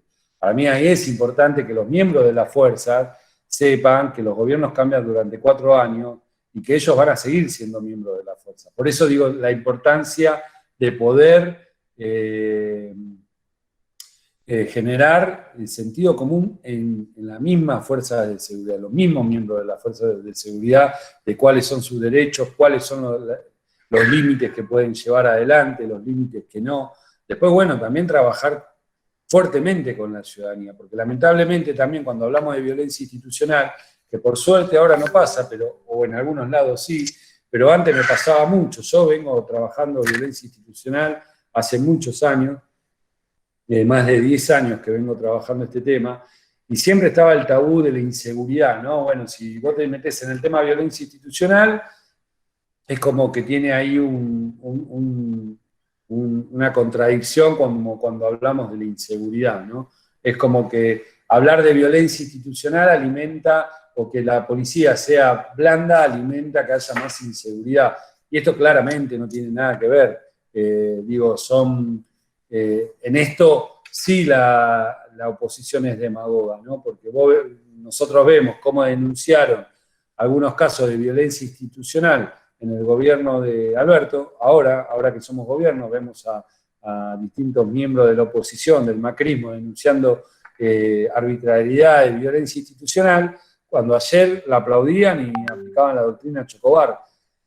Y después, pero si mañana hay un caso de inseguridad, van a decir falta más fuerzas policiales en la calle y falta más mano dura. Ellos van con el clima, ¿no? Con el clima del momento. Nosotros vamos consolidando políticas y nos comemos a veces contradicciones en ese avance del que queremos llevar adelante. No es este tipo de políticas a veces no suma votos para según qué momento se lo plantee. Y eso la oposición lo sabe. Nosotros también, pero sin embargo estamos convencidos de que esto tiene que ir para ese lado. Y después, bueno, el cambio de las normativas y eso, bueno, obvio que eso está atado a la voluntad de las autoridades locales que se puedan llevar adelante. La ley que hoy estamos llevando adelante en violencia institucional, a ver, las leyes, uno puede sacar una ley y la ley puede estar aprobada, todo, y jamás se puede cumplir, y jamás se cumple capaz, ¿no? No es que porque haya una ley se va a cumplir. Lo que sí, la ley hay que militarlas también, la ley hay que trabajarlas, la ciudadanía tiene que saber que hay leyes, ¿no? No es solamente sacar una ley, porque hay muchas leyes que están aprobadas y están dormidas, nadie sabe que existen. Si no se milita y no se trabajan esas leyes, la verdad que la ley misma en sí no tiene sentido y no sirve. Por eso es importante el trabajo que podamos hacer de los distintos consejos federales, el trabajo en conjunto que hacemos con el Ministerio de Seguridad para ir generando un cambio también desde las autoridades políticas que antes tenían como una mirada de que tener controlada la fuerza o dejarlas que hagan, dejar el terreno liberado, también era parte de no tensar. Bueno, ¿se acuerdan? Hubo mucho levantamiento de las fuerzas policiales de las provincias por distintos temas, ¿no? Bueno, también hay que romper ese temor que puede tener la conducción política de distintos lugares a que las fuerzas de seguridad les generen un autogolpe o les generen alguna inestabilidad clara, ¿no? Pero bueno, es un trabajo que lo estamos llevando adelante, con dificultades, pero se lleva adelante. Y hay que concientizar mucho a la ciudadanía, ¿no? De cuáles son sus derechos. Hola Horacio, ¿cómo estás? Hola Rocío. Bueno, en relación un poco a lo que decías de militar la ley, ¿no? Nosotros teníamos algunas preguntas pensadas para hacerte, y una que me parece que tenía un poco que ver con eso, era ¿cuál es la relación para vos de las demandas sociales y el surgimiento de políticas públicas? Perdón, se me cortó ahí un poco. La pregunta era, ¿cuál es la relación para vos de las demandas sociales y las políticas públicas? Sí, pero en general, o hablando un poco en este sentido, perdón. No, en general, en realidad las preguntas las habíamos pensado antes y como justo dijiste lo de militar la ley, bueno, venía esa pregunta. Sí, yo no, a ver, depende también de qué parte, de qué ciudadanía, de qué clase social son las demandas también, ¿no? Si uno mira, qué sé yo, el barrio donde yo me crié, claramente la demanda es trabajo, mejor educación, mejor salud, digo, acceso a la vivienda, pero bueno, si vemos otros sectores de la sociedad, las demandas van a ser distintas. Y si vamos a la Patagonia, la demanda va a ser de una manera, y si vamos al norte, la demanda va a ser otra también, ¿no? Creo que, nada, la idea de nuestro proyecto político es poder, en primer lugar, escuchar a todos los sectores y poder ir resolviendo demandas, ¿no? Obvio que nosotros tenemos una premisa que es escuchar a los sectores más postergados, porque son los más vulnerables, son a los que más se les violan los derechos, y son los que tenemos que sacar, digamos, de esa marginalidad y también de esa línea de pobreza, ¿no? Creo que ahí está nuestra obsesión. Después hay otras demandas que tendrán que ver con nuevos derechos, con temas ecológicos, con temas que pueden ir integrados también, ¿no? Pensar el tema de la ecología como también una mano para generar fuentes de trabajo, digamos, es importante, ¿no? Porque la verdad que está demostrado también que si uno invierte en reciclado, invierte en energías alternativas, invierte también, bueno, en la defensa de la ecología, se generan fuentes y se generan puestos de trabajo también. Después tenés demandas que, bueno, son más complejas, que generan más dificultades, por ejemplo, y tenemos estos desafíos también, tenemos provincias que son mineras y tenemos militantes contra la minería, y son sectores de la sociedad también, ¿no? Pero también la provincia necesita divisas para poder sostener, porque estamos inmensos en una crisis económica fenomenal. Entonces, hay que generar recursos, hay que generar divisas para las provincias. Entonces, ahí entran en contradicciones algunas cuestiones que es la política la que tiene que resolver estos conflictos, ¿no? Nunca con represión, nunca con mano dura. Siempre decimos, las mesas de diálogo son la herramienta que tenemos la política para poder llevar adelante consensos con la ciudadanía. Pero bueno, la verdad que las demandas son un montón, y más después de tener un neoliberalismo como el que tuvimos, ¿no? Está claro. Mira, el eje ordenador para mí creo que claramente es la fuente de trabajo. Si nosotros estamos en un país donde no hay trabajo y donde no se genera esa primera herramienta que sana, que hace bien, que a la ciudadanía le hace sentirse que es parte, que sirve, que no es un descarte, que tiene una posibilidad de proyectar, de planificar. Y era más o menos lo que habíamos logrado, más que menos, mucho más que menos, obvio, con el gobierno de Néstor y más con el gobierno de Cristina, ¿no? Habíamos consolidado y íbamos año a año tratando de achicar ese número de un dígito de desocupación, de pobreza que teníamos, digamos, ¿no? Se estaba trabajando fuerte, había un país pujante, digamos, con altos y bajos, sí, claro, con complejidades económicas tenemos, y vemos que somos un país que tiene, el poder real tiene una concentración de decisiones económicas que son muy difíciles de gobernar, digamos, ¿no? Pero que cuando vos tenés muy claro hacia qué dirección queremos ir, creo que el logro está demostrado y hemos avanzado mucho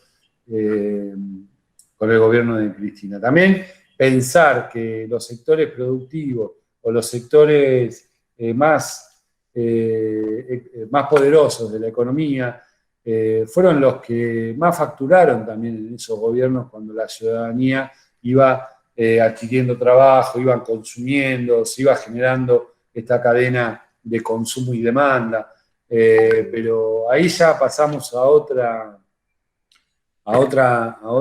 otro plano que tiene que ver con que no importa cuánto más ganen, sino que no quieren perder ciertos privilegios sobre ciertas clases sociales, ¿no? Y ahí es una complejidad distinta porque ya entran factores directamente ideológicos y que los tienen, y que los poderes reales tienen también.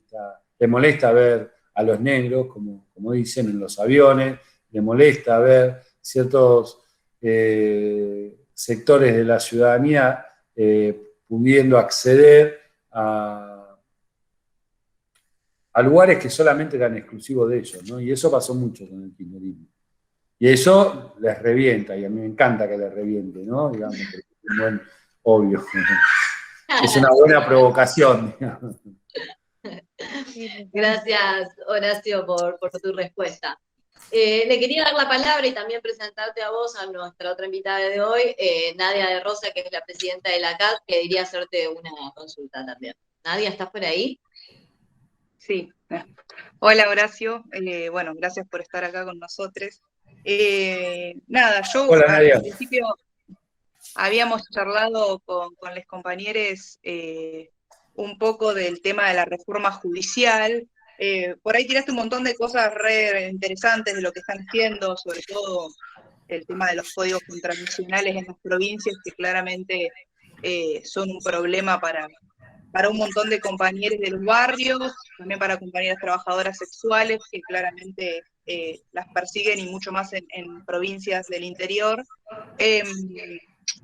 Bueno, nada, me parecía que preguntarte respecto a la reforma de la justicia, ¿qué cosas crees que está bueno implementar para erradicar la violencia institucional? O sea, por un lado, por ahí tiraste cosas preventivas que me parecen súper importantes al momento, ¿no?, de lo que sería el hecho de la violencia institucional por parte de un policía, que me parece fundamental, pero bueno, también hay un engranaje en la justicia que me parece, nada, preguntarte en ese sentido qué idea tenés o qué propuesta, porque bueno, claramente es un debate importante, sobre todo que Alberto nos abre la pantalla para discutir reforma judicial, por más que lo abra desde el lawfare y demás, bueno, ¿cómo metemos la violencia institucional también con un debate en esto? Sí, mira, hay también, como yo siempre identifico dos planos en esta problemática, ¿no? Hay uno que es muy importante, que es que a veces, o no a veces, sino que las justicias provinciales son custodiadas por las policías provinciales, ¿no? La justicia provincial depende de la policía provincial. Esto claramente genera ahí una contradicción muy grande, porque si vos tenés que mandar al policía, digamos, a hacer un allanamiento, es el que te custodia, y el día de mañana es el que tenés que investigar por un caso de violencia institucional, y algo ahí va a generar, ¿no? Y nos ha pasado, y me ha pasado mismo en la provincia de Santa Cruz. Creo que la construcción de algún tipo de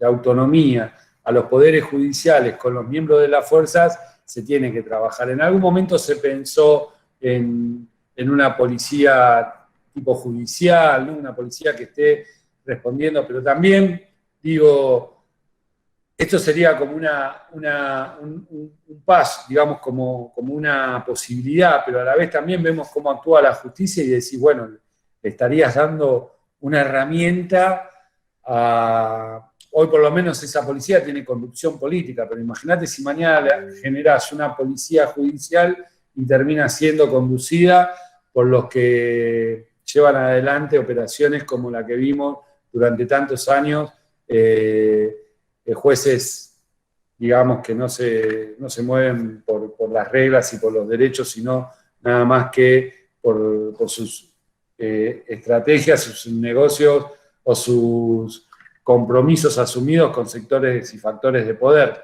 La verdad que en esto también, digo, yo lo dejaría postergado para más adelante, seguiría trabajando en seguir formando las fuerzas de seguridad y que la responsabilidad política de esa fuerza de seguridad esté bien parada con este tema y bien decidida también a trabajar contra la violencia institucional. Hoy no le dejaría esa herramienta a la justicia, ninguna, ¿no? Porque la verdad que, bueno, tenemos grandes fallas en nuestro Poder Judicial y no es ninguna novedad. Pero sí creo que una herramienta también que es importante, que esperemos que ahora en breve podamos nombrar a un procurador con todas las letras, como se merece, que esté en regla, ¿no? Como este impresentable que está agarrándose de su sillón y es un cargo que fue provisorio y quiere resistirlo como Casal, pero creo que generar fiscalías específicas de violencia institucional es una buena herramienta y nosotros de la Secretaría hoy lo estamos trabajando con todas las provincias para que esto suceda, ¿no? Estamos pidiendo que se generen fiscalías específicas para trabajar y abordar la violencia institucional. Dentro de lo que es violencia institucional, no es solo el pibe que es golpeado o es asesinado por lo que llamamos gatillo fácil, está la situación en lugares de encierro, comisarías, cárceles, está también todo lo que implica, las instituciones de seguridad claramente, en la calle, en los lugares de detención, pero se me fue una que iba a decir y bueno, me olvidé. Pero bueno, creo que eso serían hoy, con las herramientas que tenemos hoy, cómo estamos parados hoy, creo que generar fiscalías específicas de violencia institucional a lo largo y a lo ancho del país, creo que sería de una utilidad muy grande. Muchas gracias. Romina, ¿estás por ahí? Acá estoy. Buenos días, Horacio. Bueno, muchas gracias por compartir este espacio con nosotros. Mi pregunta apunta a esto que mencionabas hace un rato sobre la construcción del sentido común, ¿no? Y un poco también relacionado a esto que comentabas sobre que las leyes por sí solas no sirven si no hay una militancia detrás que dé cuenta de la existencia de esas leyes.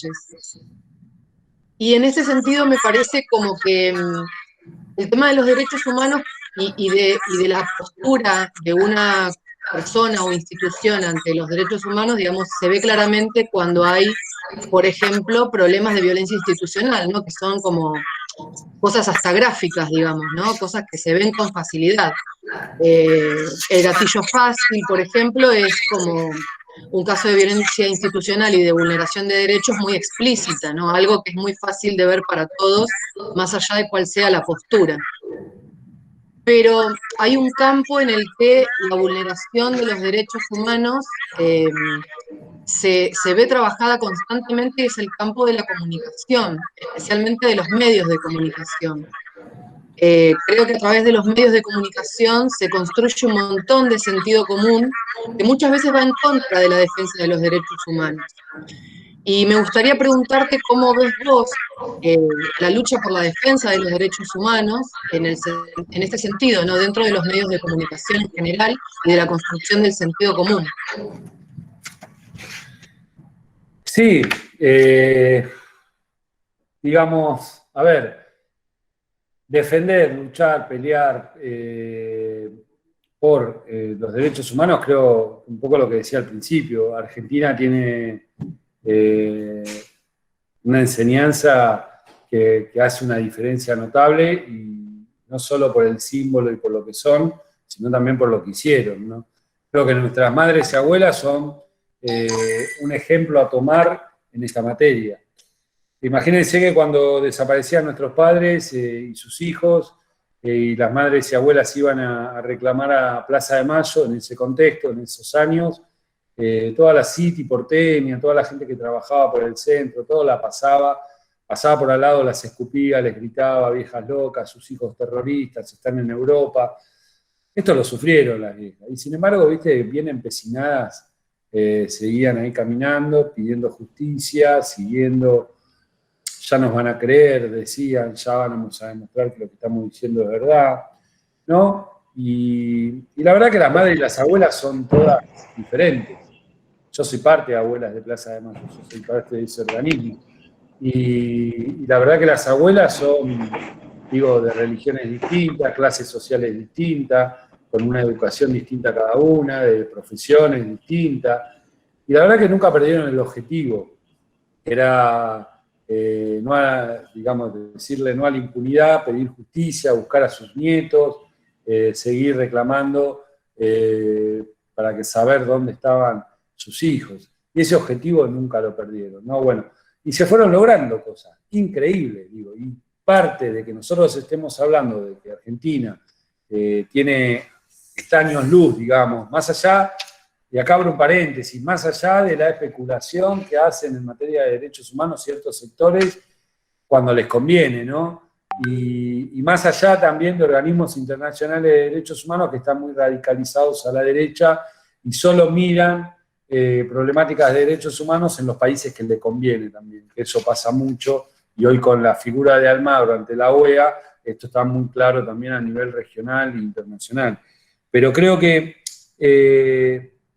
todo lo que se conquistó y todo lo que no se puede llevar a tener un retroceso es lo que nosotros tenemos que ir aprendiendo, digo. Yo creo que esa es la enseñanza más grande que tenemos de cómo consolidar políticas en materia de derechos humanos y otro tipo de políticas que queremos llevar adelante. Néstor, porque abrazó la lucha de las madres, de las abuelas, cuando en ese momento, digamos, nadie sabe, digo, todos dicen, no era un tema que estaba en agenda, que decía, bueno, es por ahí, y se sumaba, si él agarraba eso, toda la población ya iba a estar con él. La verdad que no, todavía había grandes contradicciones, pero yo creo que Néstor, tuve la suerte de conocerlo y saber que era un visionario igual que Cristina, ¿no? Que son mandatarios que están años luz de muchos dirigentes políticos del mundo, diría. Néstor, ¿qué vio en las madres y abuelas y en los organismos de derechos humanos? Lo único que quedaba con legitimidad real en la sociedad. Las instituciones habían sido bastardeadas y en tantos años de neoliberalismo, habían perdido credibilidad ante la opinión pública, ante la sociedad. Los organismos siempre fueron denunciando, siempre fueron marcando, tanto en lo económico, las madres marchaban con banderas del no al cierre de las escuelas, las carpas docentes estaban las madres, digo, el neoliberalismo lo denunciaban las madres, la venta de las empresas estatales la denunciaban las madres y las abuelas, siempre fueron con una agenda proactiva también, y ella dice, a nosotros nos parieron nuestros hijos, abrazando la lucha de sus hijos y de las reivindicaciones de sus hijos en el reclamo ese de memoria y verdad y justicia, pero sumando también la bandera de esas reivindicaciones que lucharon tantos compañeros y compañeras que perdieron la vida. Néstor abrazó los organismos de derechos humanos porque sabía que necesitaba fundar una democracia nueva después de la crisis del 2001, después de esa época feroz que tuvimos, de ese neoliberalismo feroz, y fundó una democracia nueva con un pilar fundante en eso, con tres pilares fundantes, ¿no? Que son la memoria, la verdad y la justicia. Y a partir de esa política de Estado cambió mucho la visión de la política, la realidad de la política y la participación política también, a partir de tomar esas banderas como política de Estado. ¿Por qué hago todo porque a veces nosotros nos encerramos también en pesimismos, en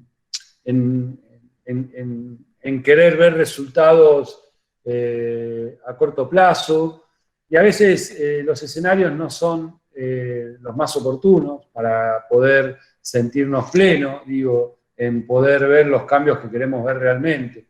Pero si nosotros no perdemos nunca nuestro horizonte, nunca perdemos nuestro eje, nunca perdemos hacia dónde queremos ir, y más allá de disputas que puedan haber hasta internamente en un frente como este, o diferencias entre organizaciones políticas, digo, ¿no? Que siempre está en la regla de la política, somos actores políticos, podemos tener diferencia entre uno y otro. Esto sucede, es sano que suceda, pero lo que no es sano que suceda es que perdamos el eje. Porque una vez que perdamos el eje vamos a perder la credibilidad de la gente. Y ahí estamos en el horno, porque una vez que perdamos la credibilidad de la gente, le vamos a dejar el camino servido de vuelta a los sectores que manipulan, que generan sentidos comunes fáciles. Es fácil caerle bien con discursos lavados como los que hace el neoliberalismo y la derecha, ¿no? Los nuestros son más complejos, los nuestros son más pesantes, más aburridos.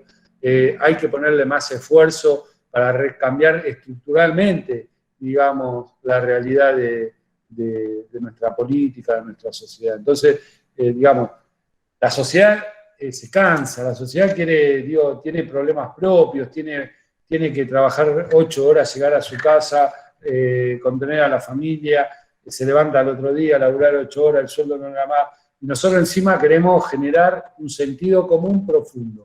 Bueno, hay que buscar estrategias para hacerlo, ¿no? La derecha en eso es muy buena, porque habla corto, básico, no profundiza mucho, es lo que mejor codifica la sociedad, no porque la sociedad sea básica, sino por el tiempo que la sociedad, porque a veces también cuando estamos inmersos en nuestra militancia, en la política, perdemos el eje de que somos nada más que tal vez un 8 o un 10% de la sociedad que está todo el tiempo comprometida, bueno, no me sale se me fue la otra palabra, bueno, comprometida con la política y que ese otro sector está con sus problemas cotidianos, ¿no? Y bueno, eso también lo tenemos que, nunca tenemos que perder ese eje de vista, ¿no? De que hay que estar todo el tiempo tratando de armar estrategias para poder llevar adelante, y es muy difícil, porque el poder real tiene mucho poder, ¿no? Tiene mucho poder y bueno, pero creo que si hay algo que se trabajó en la victoria de Alberto, con esa visión que tuvo Cristina de poder designar a Alberto que sea candidato a presidente y construir este frente, había algo muy fresco, y es el recuerdo y el corto plazo de lo que había sucedido en un gobierno que realmente trabajaba para la sociedad y lo que estaba pasando con el neoliberalismo que nos estaba gobernando, ¿no? Bueno, la verdad que gracias a eso creo que ganamos, ¿no? Porque el recuerdo era muy, muy presente. Pero bueno, hubo momentos de nuestra historia que se tardó mucho tiempo para volver a tener gobiernos que piensen en... No sé si te contesté igual la pregunta o me fui por las nubes, pero bueno, perdón. Por ahí estamos, yo creo que se contestó también. Bueno, vamos a ir ahora con la última pregunta y vamos a cerrar igualmente. Horacio, yo te quiero agradecer porque, bueno, estos temas nosotros de violencia institucional, género, bueno, derechos humanos, dictadura, vinimos trabajándolos con nuestros alumnos y, bueno, es muy, muy importante hoy tu aporte porque, bueno, nos da un poco de actualidad y vamos viendo, como vos decís, por qué camino estamos yendo, ¿no? Así que... ahora le voy a dar la palabra a mi compañero.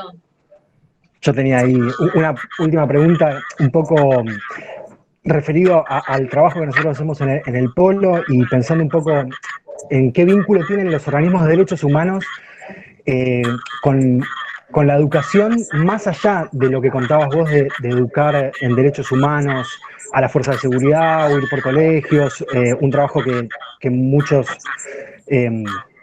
nietos recuperados como vos han hecho muy profundamente esto de recorrer colegios, pero más allá de eso, las abuelas tienen una universidad, ahí a metros del Polo también está la Casa de Madres donde funciona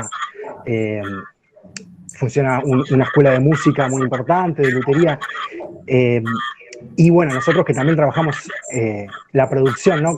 O sea, qué visión profunda han tenido los organismos de derechos humanos, las madres, las abuelas, de no pensarse solamente en búsqueda de identidad y de recuperar derecho únicamente a la identidad o a los derechos humanos específicamente, sino pensarlo más globalmente en derechos humanos. También pienso, cuando las madres tuvieron todo el conflicto con la construcción de casas, que un poco lo que decía Eve, nos atacan porque estamos construyendo casas, digamos, no solamente nos quedamos buscando a nuestros hijos, sino que pensamos en esa inserción social. No sé, quería ver si podías desarrollar un poquito de eso, que me parece importante.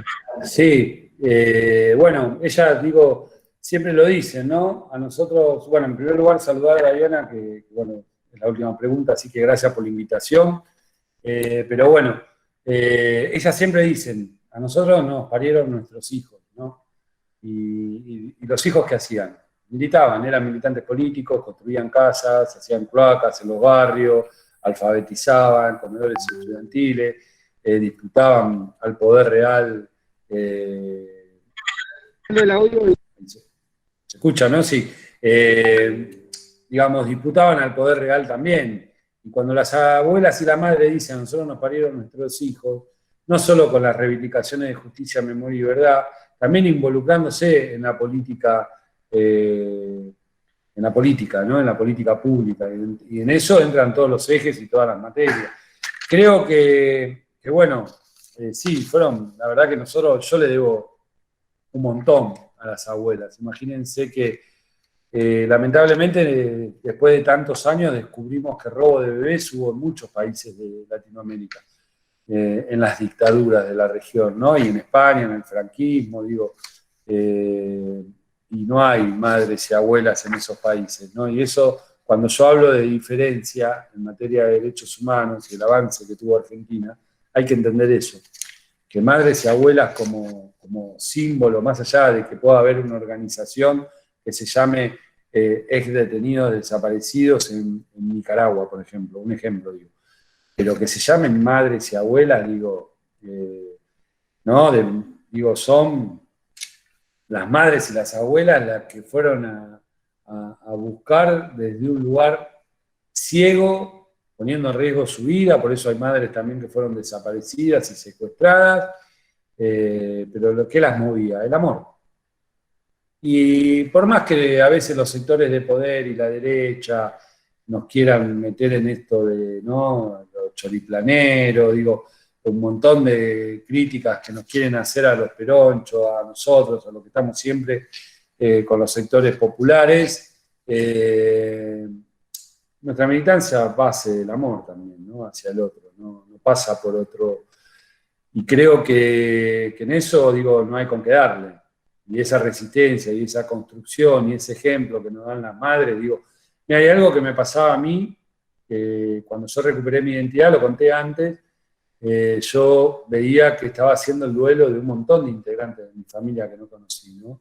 Y era muy doloroso, de verdad, porque de golpe vos te enterabas que tenías una mamá, un papá, un abuelo, una abuela, otro abuelo, un tío, y que no conociste a nadie de ellos, ¿no?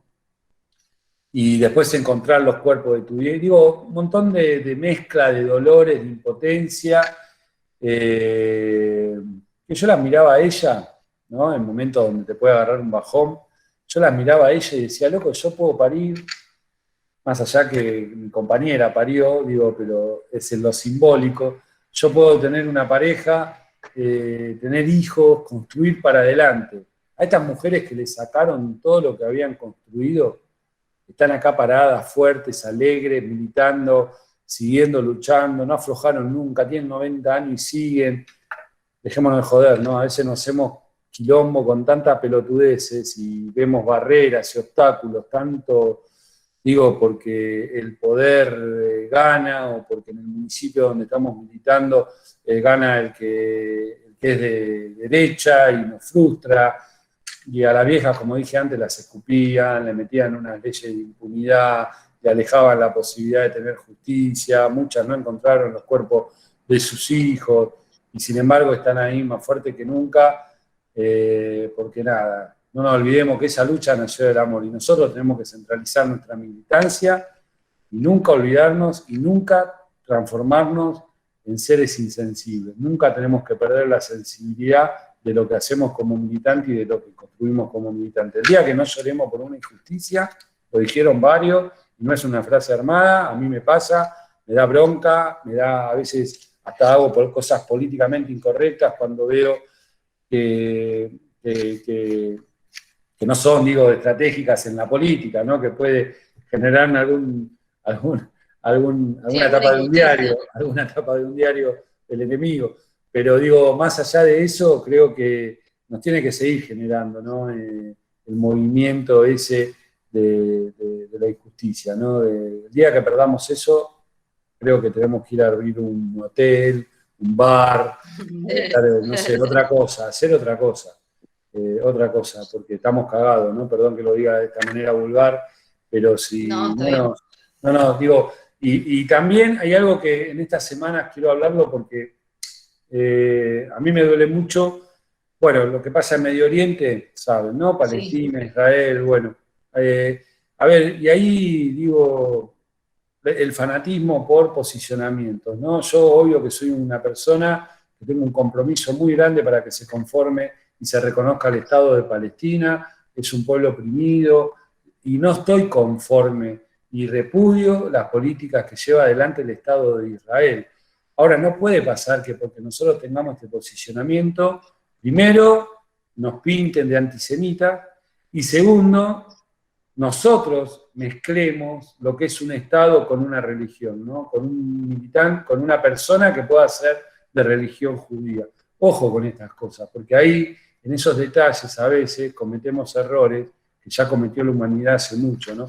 Yo creo que nada tiene que ver el pueblo judío con Israel. Digo, Israel es un Estado gobernado por un gobierno de derecha que lleva una política de represión constante hacia el pueblo palestino, y eso es lo que nosotros tenemos que repudiar. Y tratar de reivindicar, digo, porque lo pongo de ejemplo porque también ellos nos quieren confundir en ese sentido, que si vos decís que Palestina, o estás a favor de Palestina como Estado libre, con todos sus derechos, garantías, soberanía territorial, soberanía política, soberanía de energía, todo lo que nosotros pedimos para el Estado palestino, somos o somos, digamos, nos transformamos directamente en nazis, ¿no? La verdad que no.